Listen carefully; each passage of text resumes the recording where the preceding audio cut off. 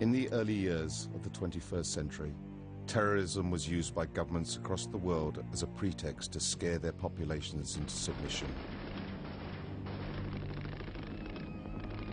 Life became a surveillance grid nightmare, with every individual's actions ruthlessly catalogued and recorded by the state. Secret arrests, checkpoints, and warrantless searches spread. The final incremental march of the police state, culminating in open martial law. This is the story of how the elite sold their people into slavery and scared the once proud and brave people of the West into submitting to being cannon fodder in wars for world domination.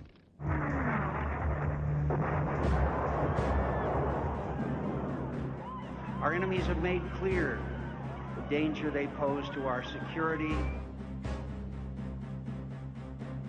We're just right outside the security perimeter at this national security event in New York City, just a few hundred yards away from Madison Square Garden, where at least 10,000 police are stationed, supposedly providing security for the Republican National Convention and all the delegates and media that are going to be here.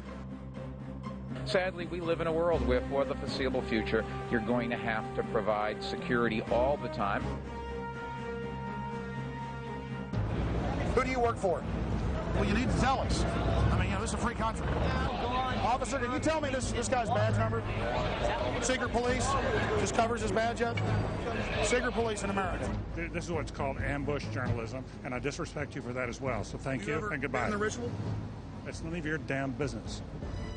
We're also going to be talking to the protesters and finding out if the protesters are discussing real issues or if it's more of this phony left-right paradigm.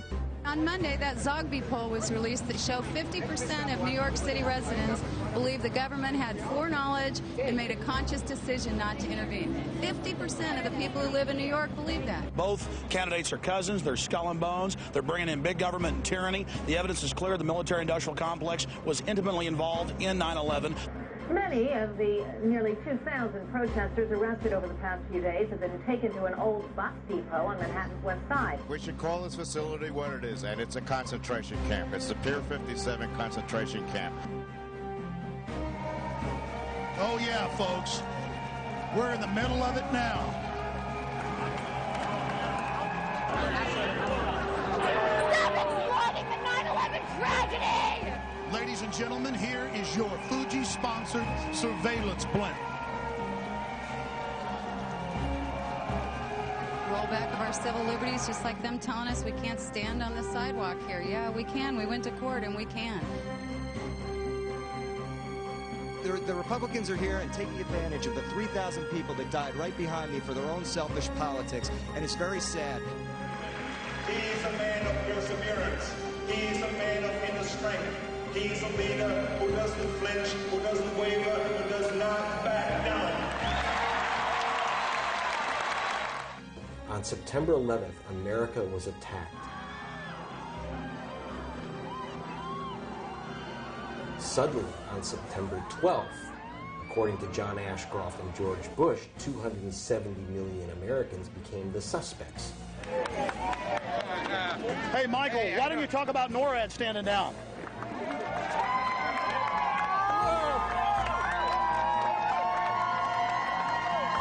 Why don't you talk about NORAD standing down, Michael? Why not the really hardcore 9/11 issues? My friends, this is totally surreal. I'm in the middle of police, machine guns, high-tech sound weapons that are being used in Iraq. And the would-be dictator is on the radio. I'm in the middle of New York City. It's a hellhole of surveillance and police state. And the Bill of Rights being torched, being destroyed. If you're here at 11:35, they will arrest you.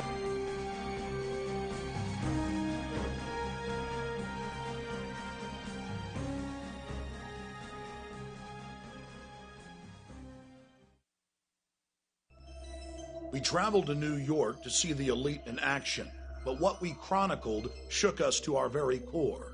We were witnesses to the elite's ideology, to their mindset, their vision, their philosophy, and the martial law system that they are constructing, not just for the American people, but the population of the world. We're just right outside the security perimeter at this national security event in New York City, just a few hundred yards away from Madison Square Garden, where in just a few hours they'll be starting up the official coronation, Skull and Bones coronation part 2 for John Kerry's cousin, George W. Bush, right here in New York City. We'll chronicle the police state, the surveillance blimps, the sound wave cannons. And we'll discuss 9/11 with New Yorkers by traveling to Ground Zero and find out how many of them are questioning the official story that has holes in it that you can fly a 747 through. You were saying that a lot of people aren't on the street now. What percentage of New Yorkers have left town? Maybe about 50. 50% have left? Are New Yorkers happy about the RNC coming to town? They don't. They're not happy? Sir, what percentage of New Yorkers like Bush and like the convention being here? I think about 10%. What does the other 90% think? They left city. Everybody here. Everybody's gone? How many, like 10% of the city's left? Half the city? What would you say is left? 80%. 80% has left? We'd been in New York about an hour before we were threatened with arrest for having our video cameras in the subway. Any one of them. May I ask you what you're doing, sir? Okay, will you tell me again so I know what to do? I'm not telling you what to do. No, ma'am. That's all I am telling you is that you got cops climbing out of... No, you have a convention and you have a terror alert in this city. Yeah. Okay. Well, I mean, tell me so I know what to do. I don't know what you should do. Have a nice time. Okay, you want 34th Street. Okay, any train here will take you to 34th Street.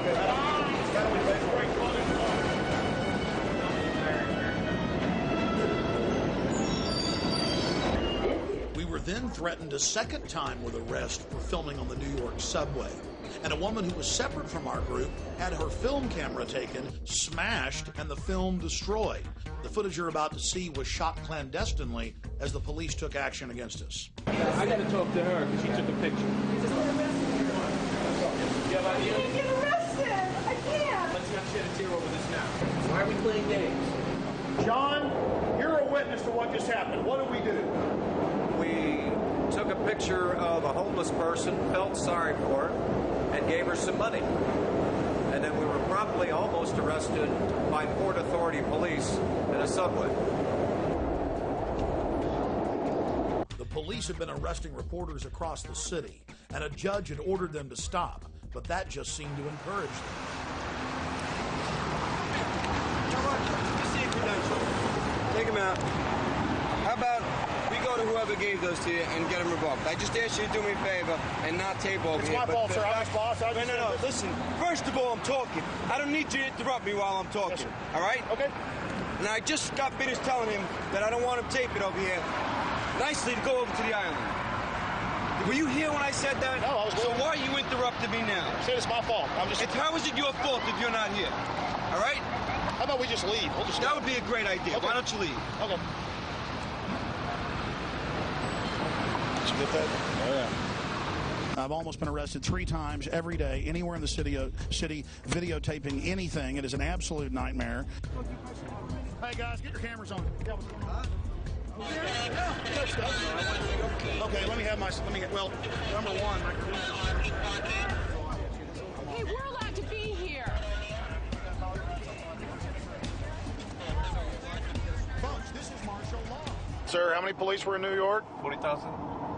That's a huge army. It is.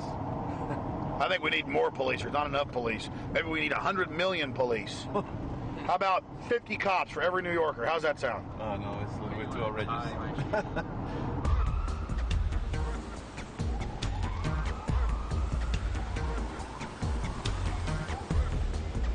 A few months ago, they had a new fake terror alert. Later, they had to admit it was fake, claiming that a couple of Muslim guys were down here trying to take photos and video of all of this because they wanted to attack it.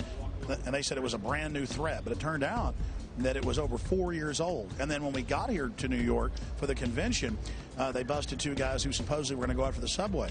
And then in that case, too, it turned out that that was fake, that wasn't real. But all of these are used to scare the population into submission and as a pretext to up the police state and the despotism. Straight out of The Running Man, right here in New York, we have police state surveillance blimps that are sponsored by Fujifilm. This is only the beginning. In the future, every major city will have a high-altitude blimp tethered to a cable with ground-penetrating radar that looks right through your walls and gives the government a black and white image of the inside of your home. This entire war on terror is truly a pretext to launch a military-industrial complex takeover of the entire society. Everything is now going to shift into prisons and surveillance and security. We're going out of the free market economy into the fascist economy. The elite has used socialism to consolidate the people's wealth. Now that it's under their control, they're going to phase out all of the programs for the population, and it's all going to corporate welfare. This is the new America. Sound weapons, police in black ski masks with automatic machine guns, and yes, helicopters swarming around surveillance blimps right here in New York City. And only in the new corporate fascist America would we have a blimp for police state purposes that is sponsored by a major company.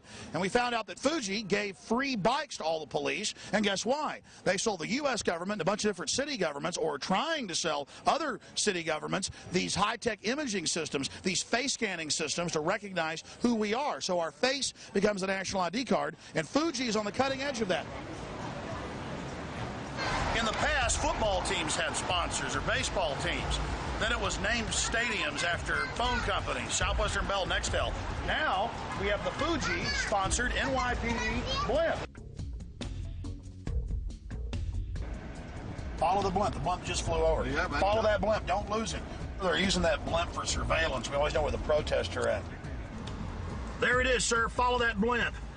No, Luis, but what is you know I can say about it? What do you guys think of the new security blimp? It's nice. I want to know how you get qualified to drive the blimp. It says Fuji and NYPD. Yes, it does. I want to go to blimp school because I want to fly the blimp. So is Fuji now with the police department, or are you guys renting it? I think we're renting it. You know. Renting the blimp? Yeah, believe it or not, right? I heard a story that the police, in some of their helmets, have cameras. That I never heard. I saw it on Fox. Yeah, that's kind of crazy. What about the big sound wave guns? Where are those? I haven't. That I know nothing about. Did you hear about those? No, I didn't. Did you hear about how they got the sound? I can't comment on anything like that. Well, it was in the newspaper. I can't comment. I'm not allowed to comment on anything like that. On the, what are they called? The frequency? I don't know what they're called. So you can't comment on them? No. You're not. You can neither confirm nor deny.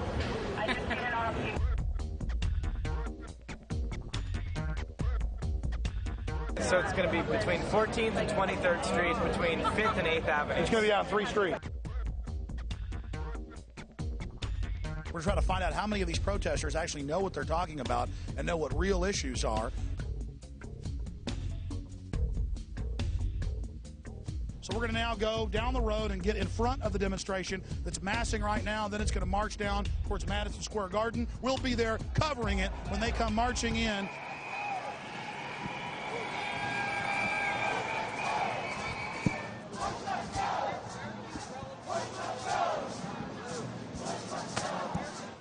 Sir, what do you think about the whole official 9/11 story?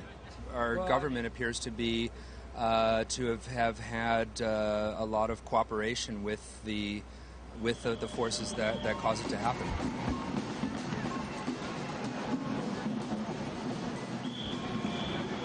But I'm here to tell the world that Bush is wrong. He's a liar. He's evil. He's consolidated power in a way that is, it's bad.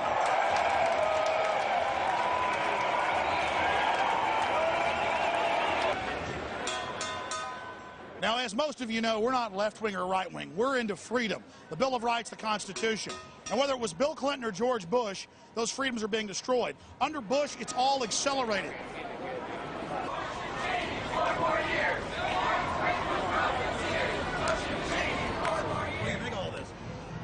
I think if they were going to have a convention, they could have picked somewhere better than New York.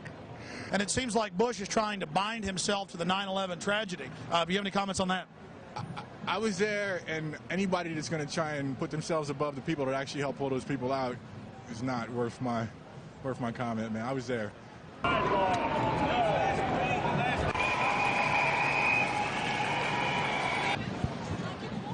How's the convention going? Convention's going good, no problems. Everything's good. I heard some anarchists, though, were burning a dragon or a paper dragon. Not over here. Everything's quiet, you know? Everything's so far so good. What's the blimp doing? Just keeping an eye on things, I guess. I love being a puppet for the New World Order. They will be my slaves. I am the mini-me of Lord Bush. Oh, it feels so good. I'm enslaving them and destroying the Bill of Rights. Oh, it's so powerful. I will soon rule everything. Oh, yes. We've been talking to a lot of the protesters, and most of them say Bush bad, Kerry good. The problem is Bush and Kerry are cousins. Kerry's for the war. And one of the few signs that we've seen that is exposing that both of them work for the same people and are part of a false choice is this communist revolution sign. But you know, I go back to 1958 when Eisenhower called Fidel Castro the Abraham Lincoln of Latin America. And so the problem is that it was actually the big central banks at the turn of the last century that created communism as a way to try to con the serfs back into serfdom. So again, another false choice is what we have here. Bush-Kerry equals more war. I agree. They're corporate fascists. It's all true. But then the corporate fascists have funded this as their counter-revolution control valve. This is the true complexity that we're facing. And until we figure that out, we're going to lose all our freedoms, and they're going to keep winning. How you doing, ma'am? Hey, I like the top part of your sign. I agree they're all controlled. Are you a communist? Go away. But it says communist revolution. I really don't want to stop bothering this lady. What are you worried about? What am I? I'm not. What did you say? I didn't hear you. How can you say that? How can I say what? Very nasty what you just said. Did you hear what he just said? Did you hear what this guy just said? He said something terribly nasty. That stuff doesn't work. You know, I don't know. This is in the 60s. Look, he's trying to agitate. This is not going to happen. This doesn't work, dude. This is not the 60s. Don't happen anymore. We're living in the. What I'm saying is, I'm saying. I don't know what you said, but I heard communism. On the side. Communism. You work for the U.S. government, don't you? This guy said over here, this guy's nasty. Boy, he is nasty. You are nasty. I said that the communists work for the big banks. Oh, the big banks. This man is from the big banks. He's from Chase Manhattan. See this? He isn't interested in information. He's actually interested in putting out disinfo. Chase Manhattan and Citibank. And Citibank and Chase Manhattan are part of capitalism. You see, ladies and gentlemen, this is the communists for you. All disinfo, all propaganda. It's all part of capitalism. It's all part of capitalism, isn't it? You're a capitalist. You're a capitalist. You're a capitalist. The U.S. government admits they put Mao in. Capitalist. U.S. government admits they put Mao in. Capitalist. You're a capitalist, are you? How much money do you have on you if you're a capitalist? Free markets? What does that mean? You're capitalist masters. What does a free market mean? What's a free market? How long have you been a person? How long have you been a jerk? Right. How long have you been a jerk? How long have you been a jerk? How long have you been a jerk? How long have you been a jerk? Do what, me? Grow up. Who should? You should, asshole. Grow up. No, I mean, I'm trying to find out. I agree with the top. I'm not trying to find anything. I'm trying to be a disruptive jerk. Why don't you grow up and get out of here, please? Bush-Kerry equals more war. I agree with that. Thank you. Good. But what I'm saying is that the communists were actually, at the beginning, funded by the same people. It's all consolidation. That's all I'm saying. Good.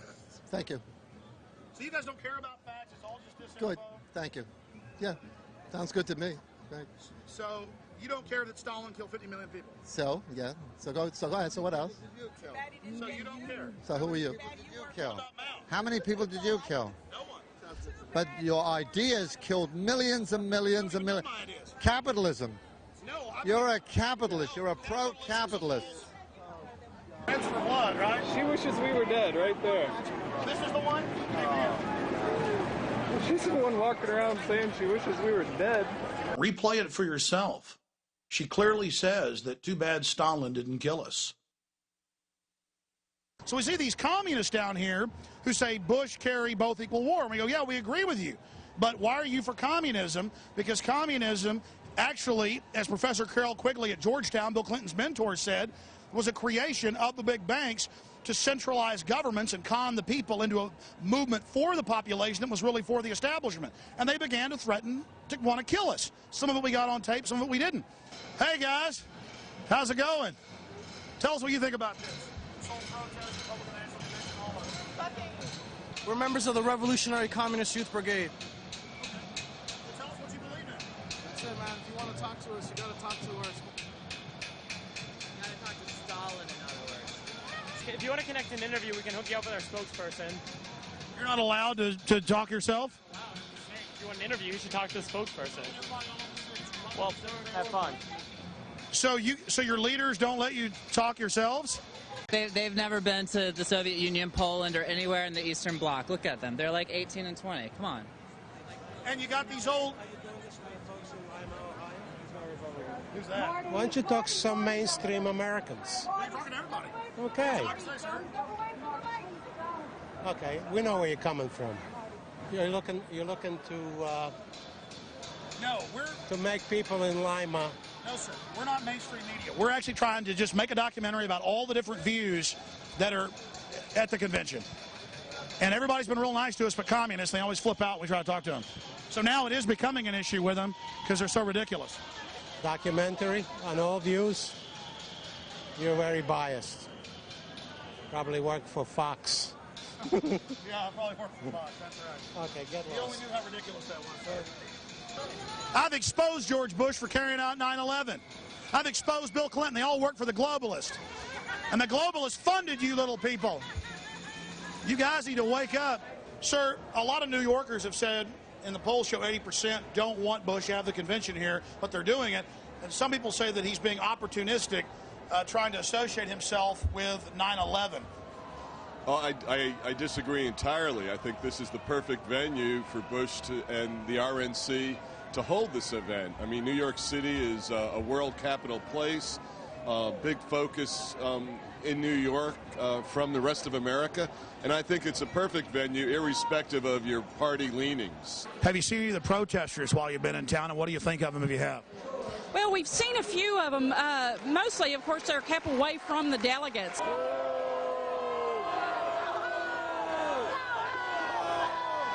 But to me, they're not New Yorkers. There's people that have come in and are trying to make New Yorkers look bad. They're a bunch of young kids. I'm wondering how many of those that are out there protesting, one, know what they're voting about, what they're protesting about, and two, are they going to even vote when it comes to the line? A lot of them are good people and have some legitimate issues, and I've seen people who aren't doing anything, whole streets just scooped up and arrested, and then they brought them out to the dock out there in an old condemned building with asbestos, it's admitted, and have 2,000 of them in there, no air conditioning, and cages inside a kind of a Guantanamo camp. Well, you know, I don't know of any of those issues and facts. If you're going to protest and you know there's a lot of security, this is just not the way to do it. Protest in another venue other than this. You know, I firmly believe in the right to protest, but this is just not a good place to do it. We've had too much problems in this city to bring more problems to this city. September 11th for a reason as a selling point. This nation was scared to death when those towers went down. The term for it, it's called waving the bloody shirt. I thought it was manipulative. Get people, appealing to people's emotions rather than their reason. I think they took advantage of a bad situation. So why are you out here? I'm from California and helping your documentary. We're here to protest the protesters. We're here to tell them they're just a bunch of leftist ingrates who are taking advantage of living in America. America is free because people have bled for this country, and we want a strong America, much like we want a strong police department, or we're going to have thugs ruling the streets. We want a strong police, which keeps it safe. We want a strong military, which keeps a good country. Yeah, the same Bible that the president is going to put his hand on that says no same-sex marriage. What are you doing hanging around a bunch of right-wing Christians? What are you guys doing hanging around us? This isn't Berkeley, pal. This isn't Berkeley, buddy. You can't spell Berkeley. How can they leave the borders wide open but then take our liberties? I'm all for closing the borders. Are you kidding? I'm from California. Our hospitals are costing us $80 for an aspirin because illegal aliens are going into our hospitals. I don't understand what the word is. Well, why hasn't Bush done something? Well, I would like to see him do a lot more with stopping those people from coming over our borders. I don't know what the word illegal and illegal alien means if we don't stop them. America is a great country. We annihilate our enemies. Would you please get that dog out of here? There are homosexuals here in New York. You're liable to think that's a gerbil on steroids. Let's be more sensitive. Where's PETA when you really need him? If those people are going to be in heaven back there, if those people are the ones who have armaments on their poster and everything, if they're going to be in heaven, I'm ready to go to hell. This New York is a good example, folks, of what you're going to get in your city, this complete control grid, this locked down city where everything is commercialized, whereas you did that bit on your show where they know what you're going to eat before you're going to eat it. You hear about those guys, thought criminals. They're going to blow up something. They have no weapons. Well, and this is the thing, Alex, a lot of these people down here, they want democracy, and it's amazing how they've been conditioned to ask for their own enslavement. It's all they know. They don't understand this is a republic. Look at all of this. I mean, you'd think these people were very informed. Explain the difference between a republic and democracy. Well, I mean, basically, the democracy is mob rule, and what these people don't understand is that if 51%, whether they're corporate, whether they're Bushites, whether they're Mexicans, decide their fate, then so be it. That's what they're asking for. We're in New York, ladies and gentlemen. Streets are jammed. My friend just called me, and he's right there with Michael Moore right now. I mean, I'm on 10 minutes. I want to say. Just tell me, and I'll put it in. Okay, cool. All right, cool. That's awesome. Thanks. Michael Moore is inside there. Now we're going to answer a question. Did Michael Moore expose the truth about 9/11, or did he whitewash it? You know, George Bush has said that anybody that has any connections to Al-Qaeda, should be arrested. Well, no one has greater connections to the Saudis and the House of bin Laden than the Bushes. They've been in business together for decades. George Bush actually started his first oil company way back in 1976 with a member of the bin Laden family and with their funds. The Bushes used them to go after the Soviets back in the 1980s. And bin Laden, according to a Senate report, was actually used to attack the Serbs back in the late 1990s. So when the Serbs fought back, they could say, oh, look, see, they're a bunch of terrorists. We've got to go in and take out the Serbs. My friends, the government had complete and total prior knowledge of the horrible events that happened here. And at the bare minimum, they allowed this tragedy to take place as a pretext to scare the population into total abject fear and then submission.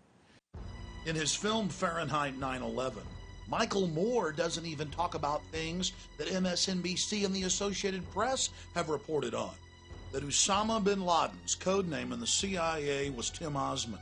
That he was a CIA asset trained in the 1970s and used against the Russians in the 1980s in Afghanistan.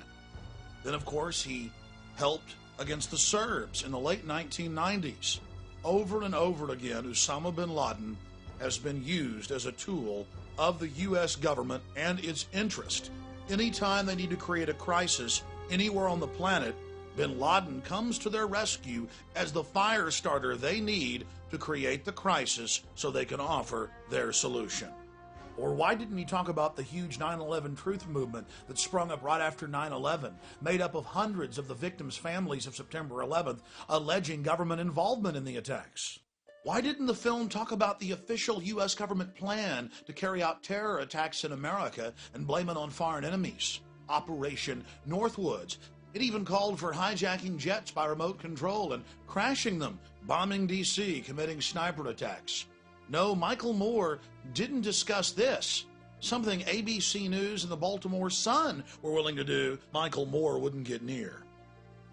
Or did you know that it's admitted fact that public officials, federal, state, and local across the land were called by the White House in the days before 9/11 and told not to fly to New York on the day of September 11th? Mayor Willie Brown of San Francisco was called by the White House and told, don't fly to New York on the morning of September 11th. He was called September 10th.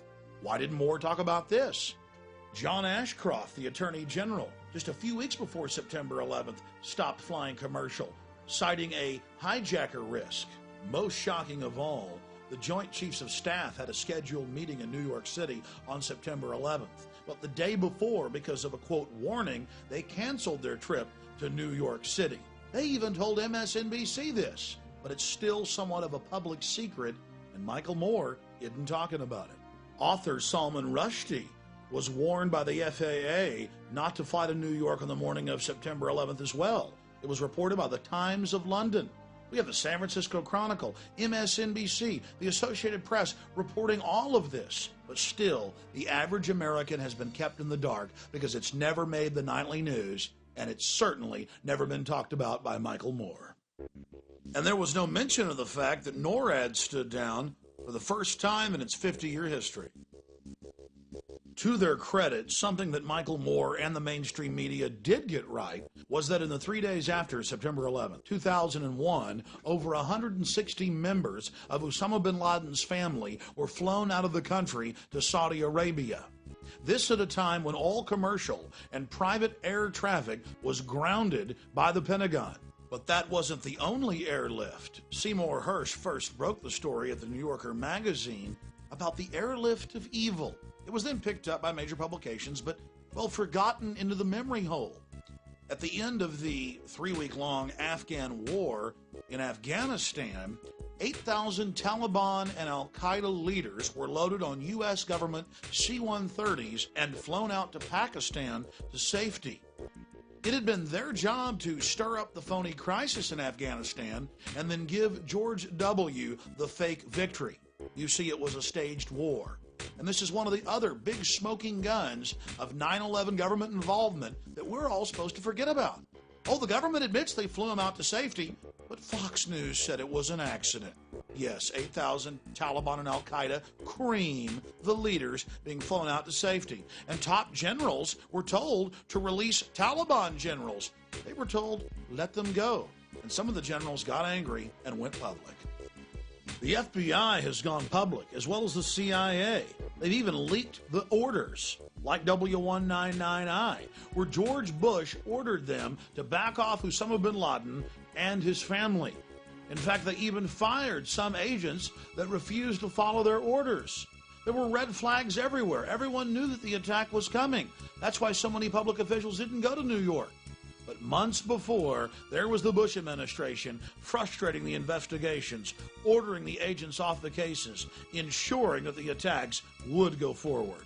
Then there were the media reports by respected institutions backed up by hospital officials at the American hospital in Dubai, Pakistan, of Osama bin Laden meeting with the CIA Middle East section chief for 10 days in July of 2001, months before September 11th.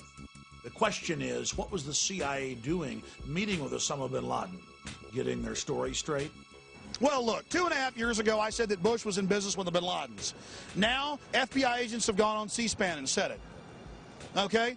I mean, it was in the Miami newspapers that they were flying the bin Ladens out. And I'd read it on my radio show, and people call it a conspiracy. It was in the Miami newspapers 2 days after 9/11. They got photos of them flying the bin Ladens out of the country when you and I were not allowed to fly. Bush and his family got their first money for Bush's Arbusto oil down in Texas from the bin Laden family. FBI agent Robert Wright at the National Press Club went up there and said, I've been threatened with arrest. If I tell you what I know, here's a letter from the Justice Department. All I can tell you is the Bushes vacation with the bin Ladens. How many of you know that the supposed hijackers, it turned out 7 of them are still alive? That's the BBC. So there we were in New York just wanting to talk to Michael Moore and ask him, why didn't you talk about these really important issues, these central issues? And in between his bodyguards coming over and shoving on us and telling us not to videotape him through the window, we began to realize that Michael Moore really does George Bush a favor. In his film, he acts like Bush is just some idiot who accidentally allowed 9/11 to happen because he was on too many vacations, out fishing too much. Oh, no, that wasn't the reality. The reality is Bush and his corporate interest stood to gain from 9/11. And Michael Moore is covering up those facts. You don't want to let him eat, and once he eats, you can take a picture. Do you like your phone ringing when you're eating dinner? I'm not calling him.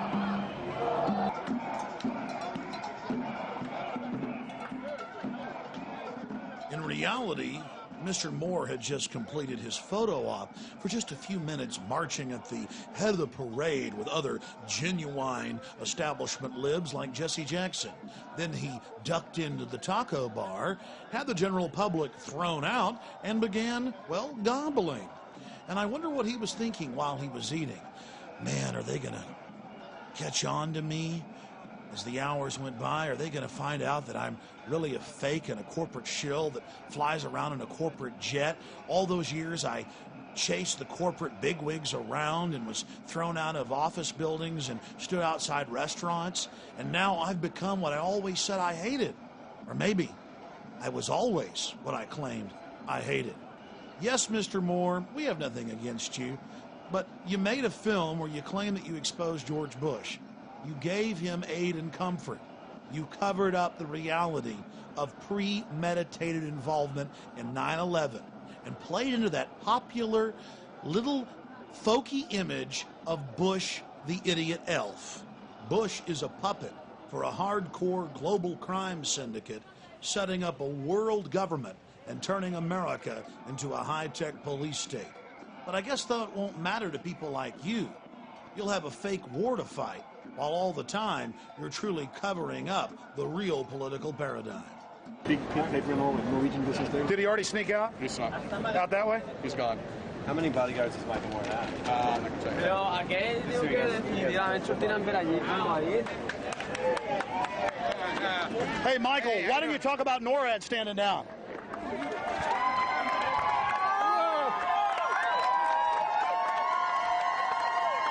Why don't you talk about NORAD standing down, Michael? Why not the really hardcore 9/11 issues?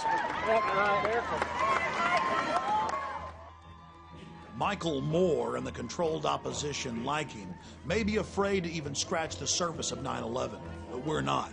We're going to go to the rock bottom of this horrible event and expose who truly perpetrated it, because the future of America and free humanity hangs in the balance.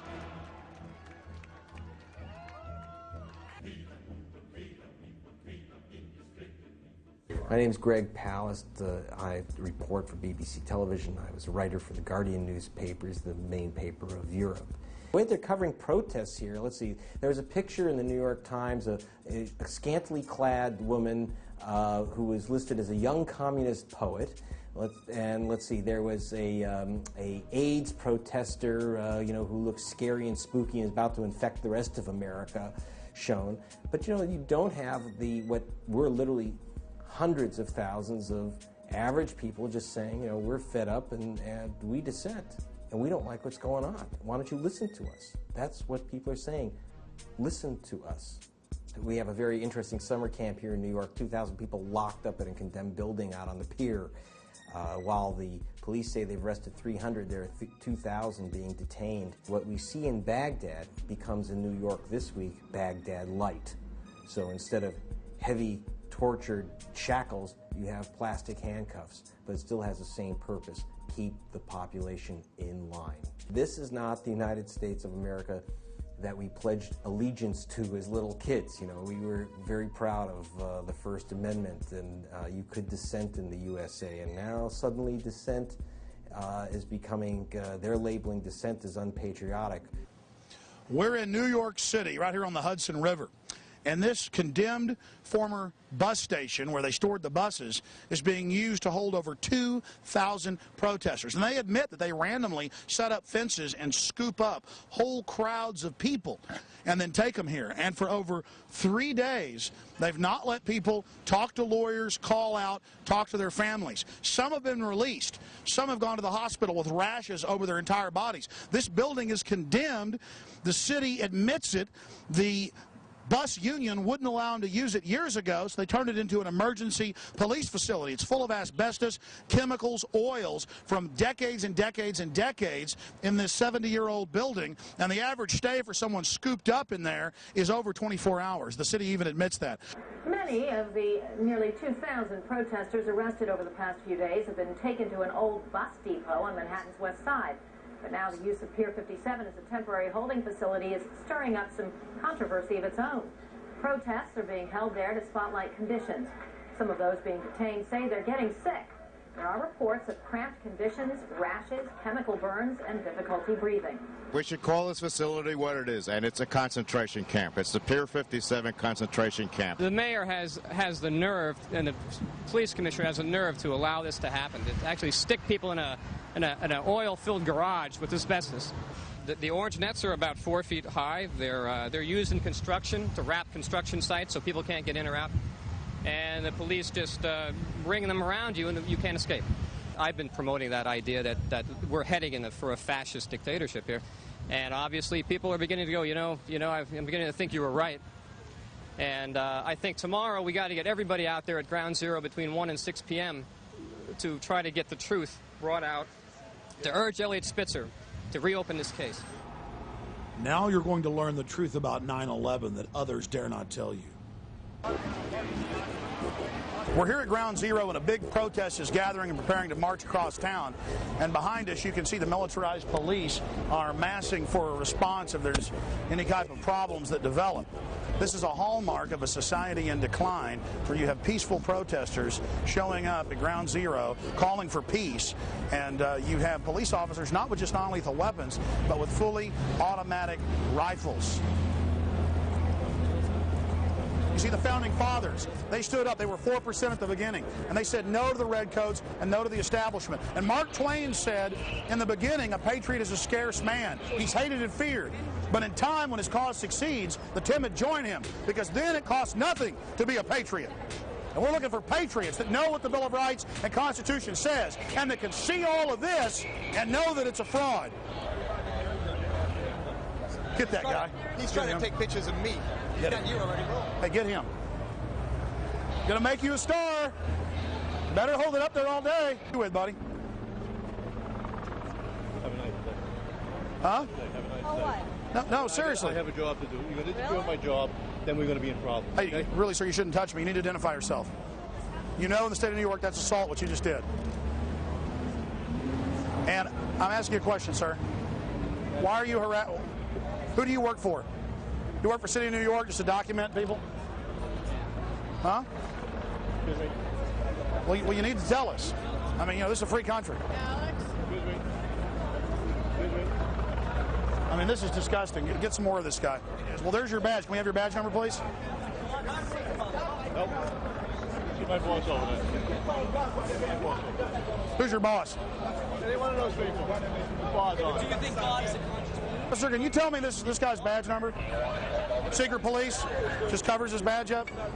Secret Police in America. Out photographing people.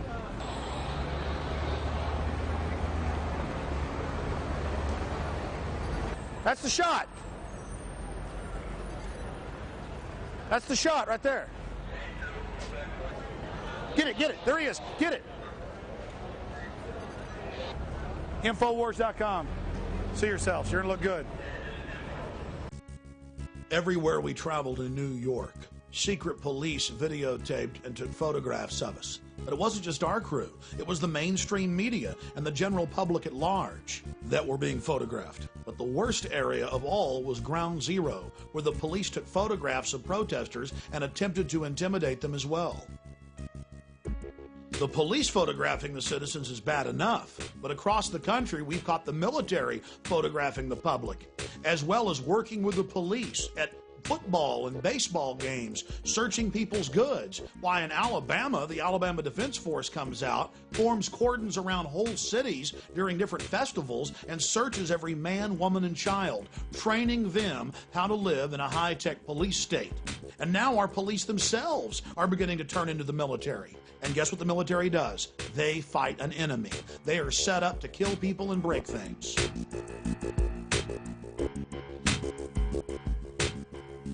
And Susan, back to you. Sir, I just wanted to say that. Well, we're going to leave it at that. Thanks very much. We'll be back outside Madison Square Garden in a few minutes. And Susan, of course, the floor is empty, but they're here, and lest we be accused of not hearing all voices, we cut you off a moment ago. This is Alex Jones from Austin, Texas, a radio talk show host. Yes, sir, with Infowars.com. Both candidates are cousins. They're skull and bones. They're bringing in big government and tyranny. The evidence is clear. The military-industrial complex was intimately involved in 9/11. The commission is a complete fraud. We're losing our freedoms. Both parties are controlled. And if we don't wake up and stand stand up and speak out, this country's going to be destroyed. Giving up liberty only gives us tyranny. It does not give us security. And I hope that everybody out there wakes up to this and realizes that America is America because we have the Bill of Rights and Constitution. Everybody should investigate 9/11 and find out who's really behind it. It's Bush's and the New World Order's Reichstag. And his cousin Kerry isn't going to save you either. Thank you, PrisonPlanet.com. Alex Jones. There's been an almost total media blackout on the fact that most of the 9/11 victims' families are angry at the government and believe that they had prior knowledge or were involved. But they couldn't cover it up when families came to New York for the 9/11 Commission and got in Giuliani's face. Let's ask some real questions. Is that unfair? And what about the bunker? You didn't ask him about the bunker, the Office of Emergency Management bunker on fire? We are getting ready for the next panel. Remember this. Your government funded and trained Al-Qaeda. Repeat it again. Your government funded and trained Al-Qaeda. 3,000 people murdered does not we thank you very much for your help, your leadership, and your cooperation. Here's another thing the media continually buries. Giuliani got rid of all the evidence, all the steel from the Twin Towers. He immediately shipped it off. Giuliani's a former U.S. prosecutor. He knows a thing about keeping the evidence in a crime scene. And Giuliani suddenly got rid of every piece of evidence. He melted down all the steel, and the media didn't report it. That's not interesting. The families had to go testify to Congress to say, FEMA, you got to stop Giuliani from doing this. They tried to get Congress to stop Giuliani, and Giuliani said, oh, I didn't know anybody wanted me to keep any of the evidence. Well, my simple message is this. Again, Americans, wake up. You know your media lies to you every day. Your government has on record for hundreds of years lying to you every day. That's all I ask. Wake up, pay a little more attention, and don't believe anything you read in the papers. How many times have we caught them lying to us? Yeah, how many? Well, they just closed the Office of Disinformation, didn't they? Why isn't that Zogby poll headline news today? Yeah, why isn't that Zogby poll headline news? It should be. Because every media in the country got it. Zogby sent it out to everyone. What are you going to do when 92% think like us? Well, why isn't the media talking about that? That's a big deal that a majority of New Yorkers believe what we believe in the new major Zogby poll.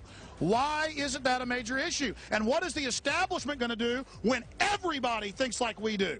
And on Monday, that Zogby poll was released that showed 50% of New York City residents believe the government had foreknowledge and made a conscious decision not to intervene. 50% of the people who live in New York believe that. Well, it's time for a serious investigation. Then CNN conducted its own poll on Anderson Cooper's program 360. After an hour-long show where he and others demonized members of the 9/11 skeptics movement, they conducted their own poll, and an amazing 90% of respondents out of over 7,000 believe that there was a U.S. government cover-up. All of the people involved in the cover-up of September 11th have gotten wealthy off of it or gotten even richer. And then now, September 11th is being used to kill our freedoms, to destroy what America is built on, what America is supposed to really be about. Most of my friends have questions about what happened on 9/11, and we'd like to know answers, and we're very disappointed in President Bush's reaction to 9/11. My name's Les, live here in New York City, and I'm part of a contingent that has vigils here at Ground Zero every Saturday. We've been doing it since January, actually. And I've seen a lot of interesting things, heard a lot of interesting things from people. A few just happened today. A woman came up saying that her family received a phone call from a family friend. She was told by this family friend on September 10th, the family friend was a Navy SEAL, told not to show up in Lower Manhattan tomorrow, which was, of course, the 11th. There's going to be a major event. MSNBC investigated the hundreds of reports of individuals in the towers being told not to go to work that day or being told to get out early that morning. And they found out that, yes, it was not an urban legend. It was true. They found hundreds and hundreds and hundreds of witnesses. And then the Israeli instant messaging company, Otago, admitted publicly, told Haaretz, one of the biggest papers in Israel, that yes, they got a warning and instant messaged hundreds of their employees in the towers and told them to leave the building 4 hours before the planes slammed into it. This is on the record and cannot be ignored. Students pointed up at the towers and told their school teachers in the weeks before 9/11 that those buildings are about to come down. They're about to be destroyed. And then on top of this, we have the public officials being warned. Total evidence of prior knowledge. And while we were in New York, we talked to dozens of eyewitnesses who had been personally warned themselves, but were afraid to come public. Some have been told to keep their mouths shut. I was a rescue worker. I will say that I spoke to a cop on 9/11 who said that it was going to come down. I don't know how he knew that. He did tell me before it happened, before the fact that it was coming down. The widows from the police department and the fire department were standing at the new school in back for the 2 days, and they were screaming at the media, please pay attention. We got phone calls. We listened that their husbands or their children were saying there's explosives coming on like the 23rd, 26th floor before the buildings went down. And the media started laughing and said, we have no time to hear you.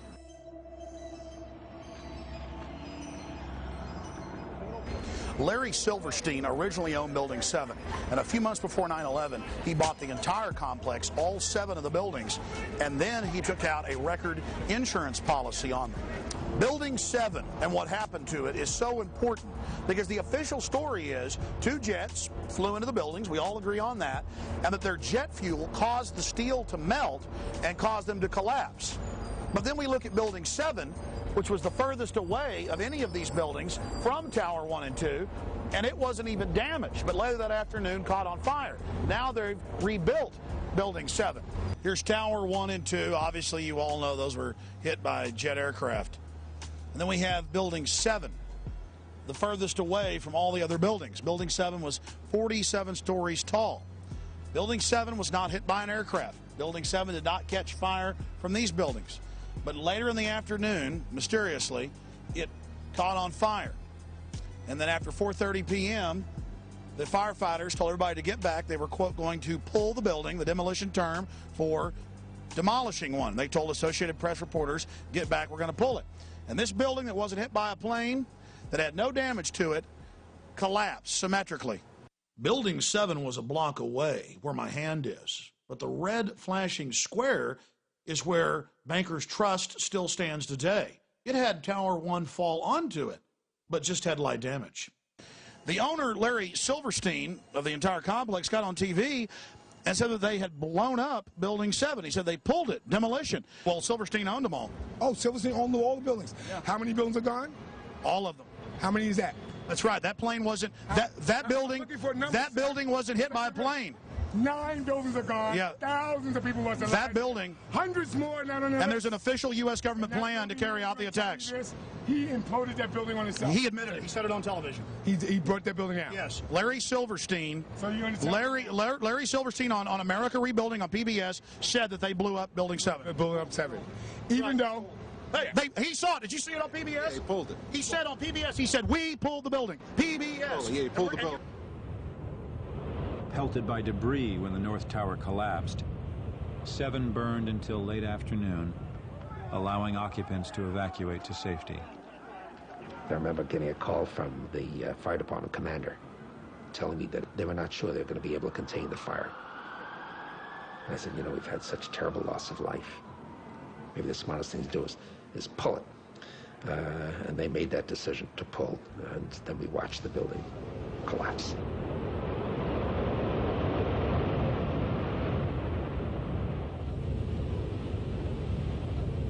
Yeah, he said we're going to pull. He said we're going to pull the building. Silverstein said we're going to pull the building. And we got the firemen saying they pulled it. I mean, Silverstein goes on PBS and says it, and we're the weirdos when he says it on TV. Unbelievable. Let's see that one more time. Maybe the smartest thing to do is pull it. And they made that decision to pull, and then we watched the building collapse. It takes demolition experts weeks to prepare for the destruction of a building. How do they do it on 9/11 in just a few hours? In the tragic days after 9/11, many prominent engineers across the world went public and said there's no way that fire destroyed any of those buildings. It's never happened to a modern building. Buildings have burned for 6-7 days before, and it hasn't happened. The answer was hidden in plain view. Larry Silverstein went on PBS and said that they had pulled the building, demolition term for destroying it. In fact, the local public radio station was told that they were going to demolish Building 7. But since then, the public has been told to be quiet, not to ask questions. And the government hasn't even given us an official story of why Building 7 fell. They say they think fire caused it to fall. And in case you're wondering what pull it means, here's another example where they again use the term pull it to mean controlled demolition of buildings. Months after 9/11, the remains of 4, 5, and 6 were destroyed. Here's a clip from the same PBS documentary where the head of engineering for the city of New York describes pull it as a controlled demolition. By mid-December, the Department of Design and Construction had leveled World Trade Center buildings 4 and 5. Hello? Oh, we're getting ready to pull Building 6. We have to be very careful how we demolish Building 6. We were worried about the Building 6 coming down and then damaging the slurry wall, so we wanted that particular building to fall within a certain area. There's a certain excitement in the air of bringing the last structure down at the World Trade Center.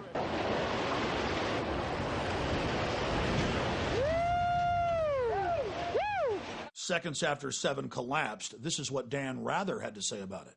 Large building, in most other cities, would be one of the largest buildings in town, probably.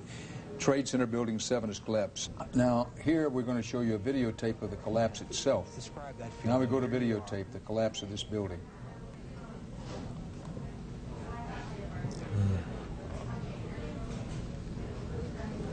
It's amazing. Amazing, incredible, pick your word.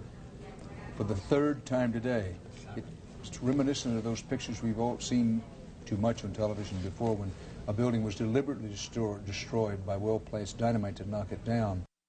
Just in case you missed it, here it is again. Deliberately destroyed by well-placed dynamite to knock it down. Deliberately destroyed by well-placed dynamite to knock it down. This is a photo taken 1 second into Building 7's collapse. Notice the crimp. If we look at other controlled demolitions, we see that they first blow one of the central columns so the building falls in on itself.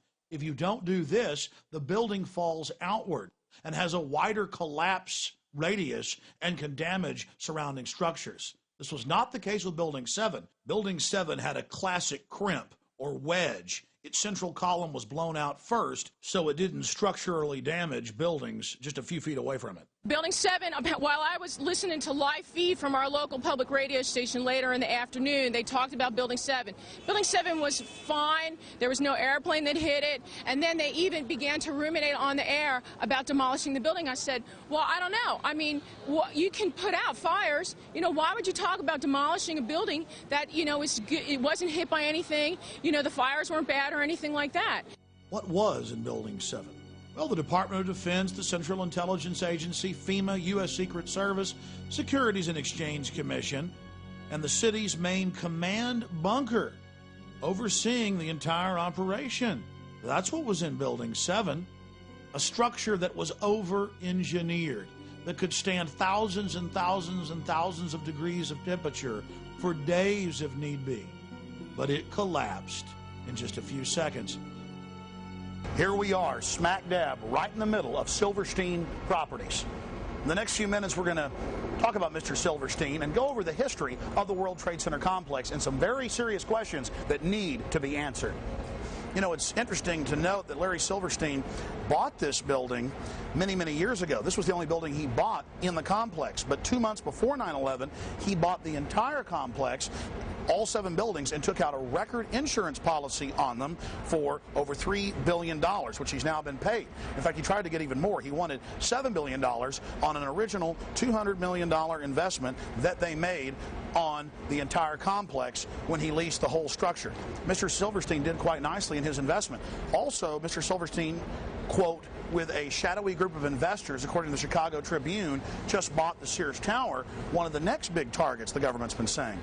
We hope and pray that nothing ever bad happens, and that's why we're here exposing who may have motives in not stopping further events. the command center for Rudolph Giuliani was in this building. Rudolph Giuliani had his command bunker in this structure, and so did the CIA. It wasn't just the city of New York. The CIA, the FBI were all based in this building. And Rudolph Giuliani told ABC News that he got a call that morning about 8 hours before this collapse, before a fire even started, and was told, get out of Building 7. And he left to a FEMA command base that had already been set up the night before, which he's now admitted in congressional testimony, right down the street by the harbor. A lot of interesting timing. And since 9/11, Giuliani's gone into the terror fighting business, and he's made hundreds of millions of dollars with Giuliani and Associates. Interesting. And then, of course, we have George Bush's youngest brother, Marvin Bush, running security on the complex. And, of course, his contract, by the way, ended on the morning of 9/11. So that's another interesting facet to all of this. None of it adds up. But guess who ran security on these buildings? Marvin Bush, brother of the president, son of the former president, or the former CIA director. Marvin Bush ran security for this whole complex. And guess when his 2-year contract ended? This is the Associated Press on September 11th. And where did the media pick up on this story? From Barbara Bush's own memoir, Reflections. She wrote about it in the book. Then you have the firefighters telling Associated Press reporters to get back, to get away from the building, that Building 7 was about to come down. And then it magically did come down. And then the University of New York and the U.S. Geological Survey, federal and state, both seismographs picked up explosions going off, the classical pattern of a controlled demolition. He said that they made the decision on the afternoon of 9/11 to go ahead and pull or demolish Building 7, and that they gave the order and watched the building go down. Building 7 is further away from the towers and was not hit by planes. It's further away from the towers than buildings right across the street like the Millennium Hilton and others. So if your building's owned by Larry Silverstein, it collapses because he's got a big fat insurance policy. But if your building's closer and owned by somebody else, it doesn't get damaged at all. Why is the story of Building 7 so important? Why have we spent so much time on it? Because the official story is that the 2 planes that hit Tower 1 and 2, the big 110-story buildings, caused them to collapse, even though a modern steel building had never collapsed from fire. But then we have Building 7 that was further away than any of the buildings in the complex that later in the afternoon got a few small fires in it and collapsed. Now they have almost rebuilt Building 7 on the exact same spot. And look, buildings right next to it, even though it collapsed on fire, didn't even get that much damage. And then we have this huge building that was right beside Tower 1 and 2 that was hit by giant chunks of the building that did catch on fire, but nothing collapsed.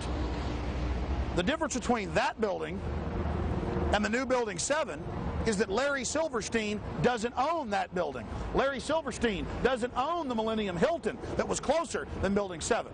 But every building he owned either caught on fire or mysteriously collapsed.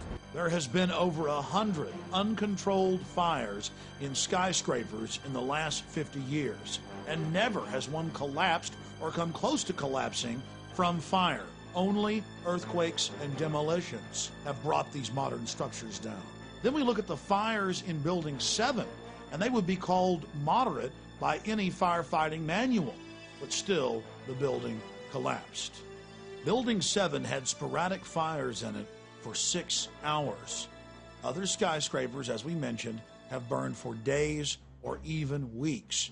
Why don't they collapse? Because steel doesn't begin to weaken until after 2,000 degrees of temperature.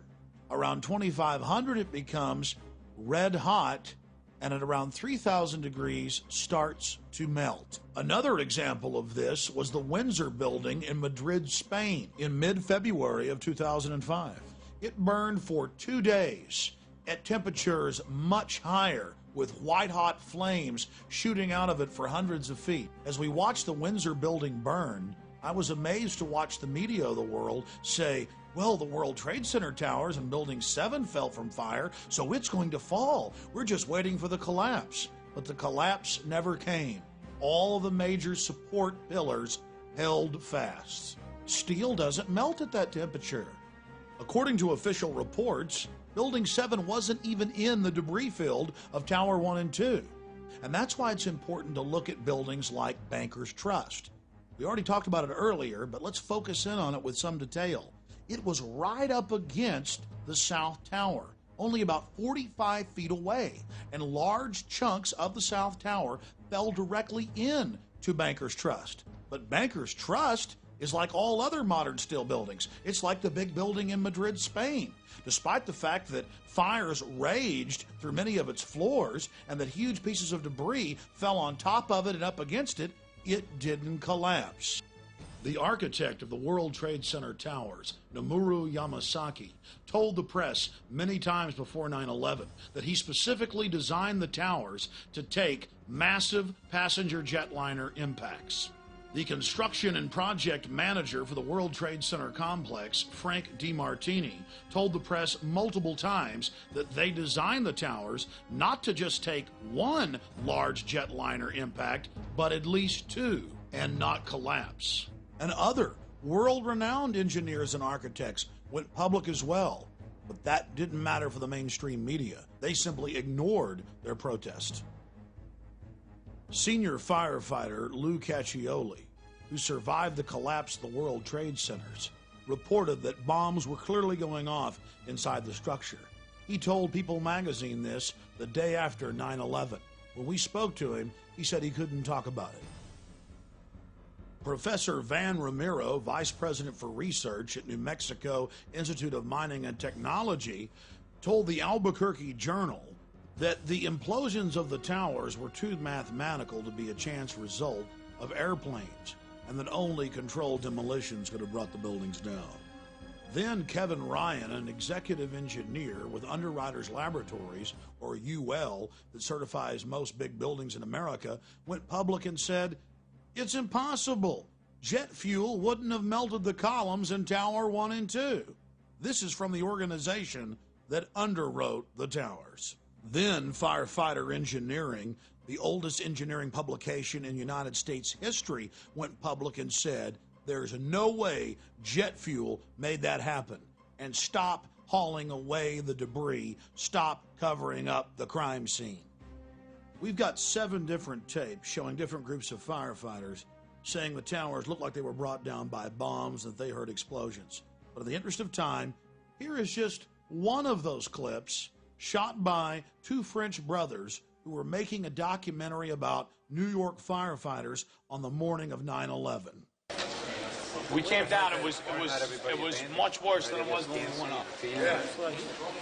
Right? We went up and they had everything set up. We came down. It was desolate. It was like holy. We came down to the lobby. It was like the first thing that was. There was nobody in. What did we do? We made it outside. We made it about a block. We made it at least 2 blocks, and we started running. Floor by floor, it started popping out. It was like, it was if they had detonated. Yeah, detonated. They were planned to take down a building. Boom, boom, boom, boom, boom, boom, boom. NBC's Pat Dawson is close to the scene of that attack. Pat? Pat, Matt, can you hear me? if we are, yes, I can, Matt. Just moments ago, I spoke to the chief of safety for the New York City Fire Department, who was obviously one of the first people here on the scene after those 2 planes were crashed into the side, we assume, of the World Trade Center towers, which used to be behind me over there.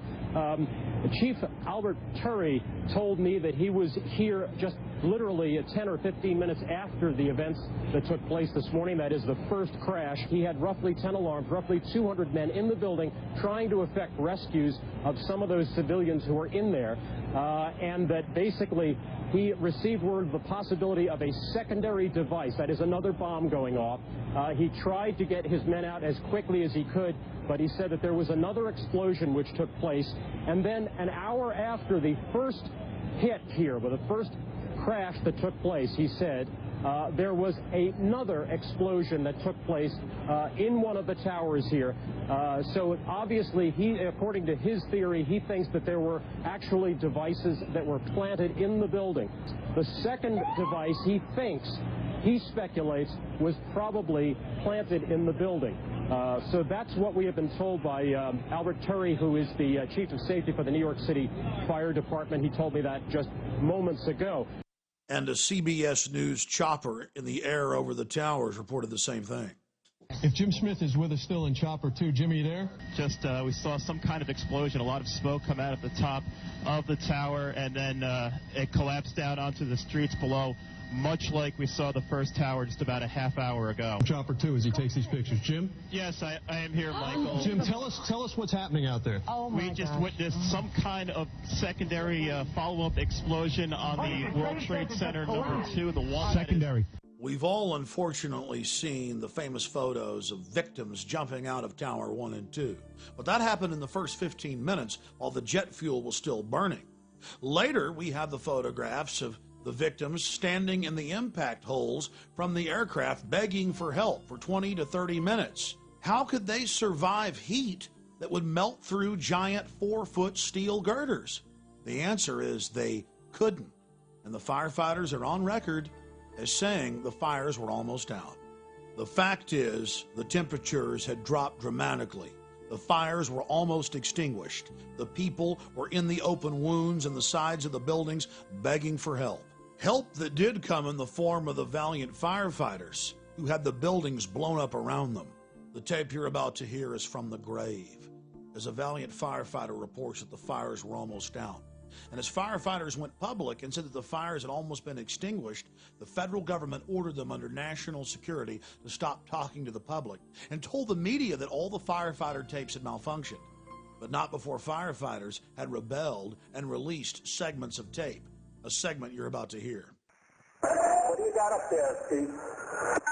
I'm still in Boy Stairway, 74th floor, no smoke or fire problem. The walls are breached, so be careful. Yeah, 10-4, I saw that on 68. Freddie, come on over. Freddie, come on over by us.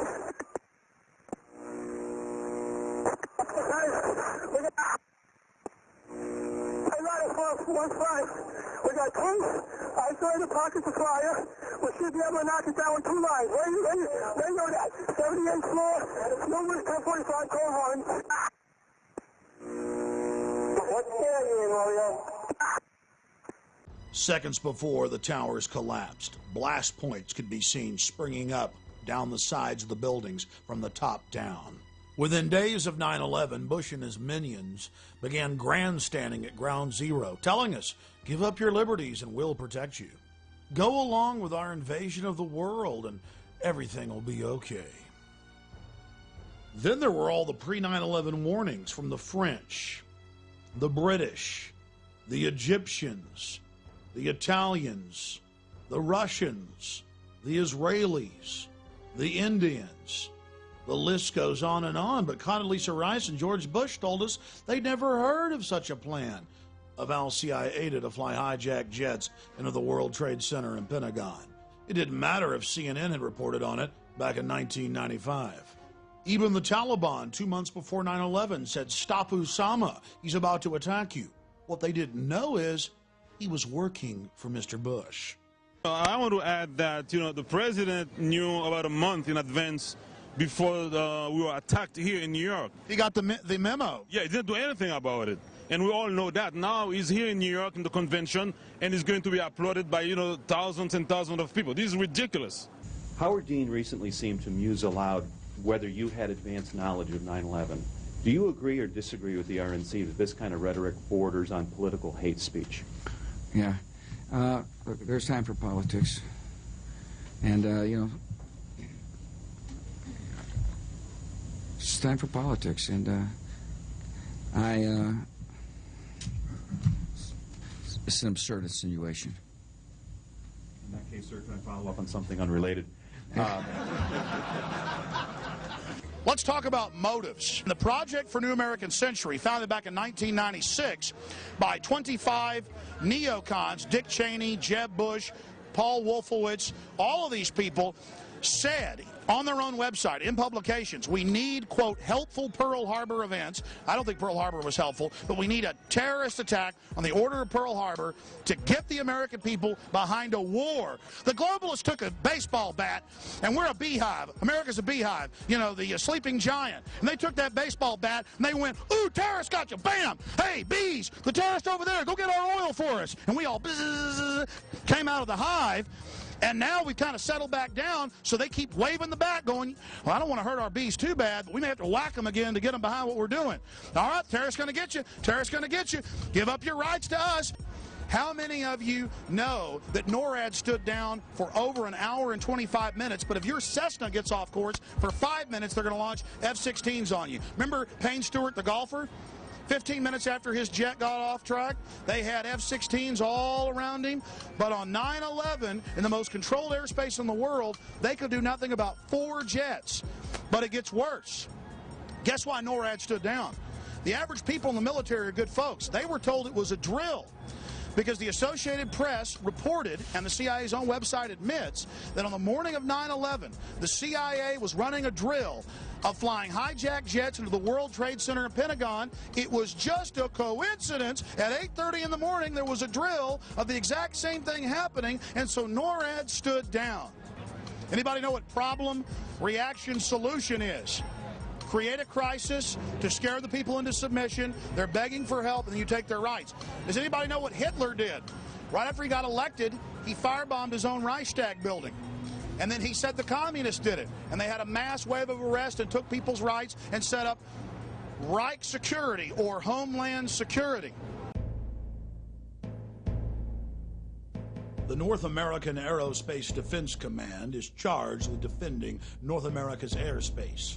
On the morning of September 11th, 2001, Vice President Dick Cheney was in control of NORAD. This was the first time in U.S. history that a president or vice president was in direct control of the military agency. NORAD was founded in 1957, and generals always had the power to shoot down or intercept hijacked aircraft. But on June 1st, 2001, just 3 months before 9/11, Dick Cheney ordered Donald Rumsfeld to allow him to take control of NORAD itself and the shoot-down procedure, and remove that power from the generals so they could do nothing. Here is a copy of the memorandum from Rumsfeld to the Joint Chiefs, telling them they no longer have any authority. An Associated Press article in August of 2002 reported that the CIA just so happened to be running a drill on the morning of 9/11 of flying jets in the World Trade Center and Pentagon. Then senior FAA officials ordered air traffic controllers to shred the tapes from 9/11 in violation of federal law. AP learned of the drills because at a Homeland Security function after 9/11, they bragged about it. Oh, we had foresight. We were running drills that very morning.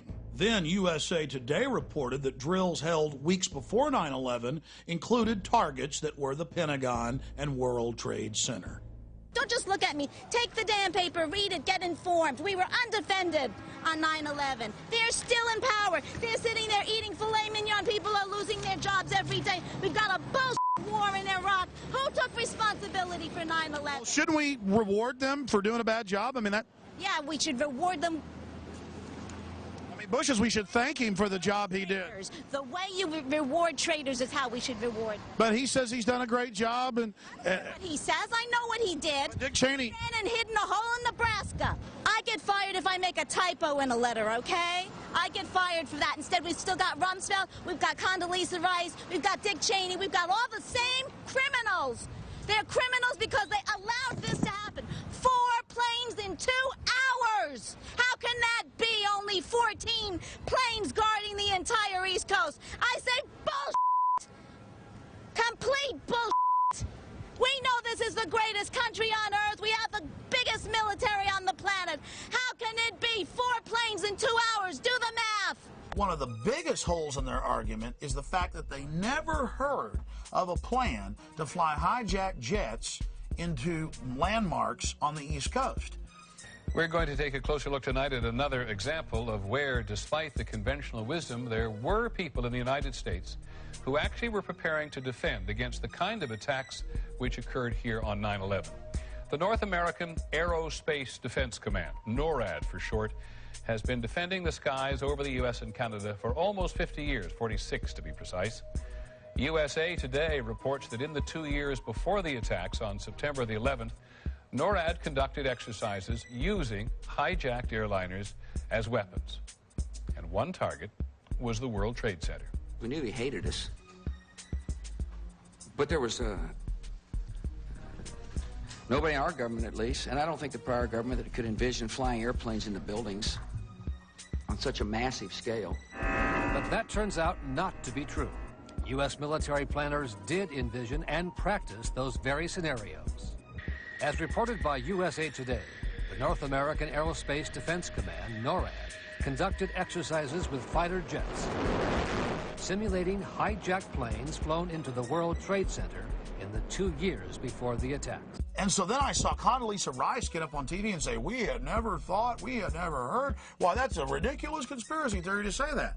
Pentagon planners also envisioned the attack on the Pentagon 5 months before it happened.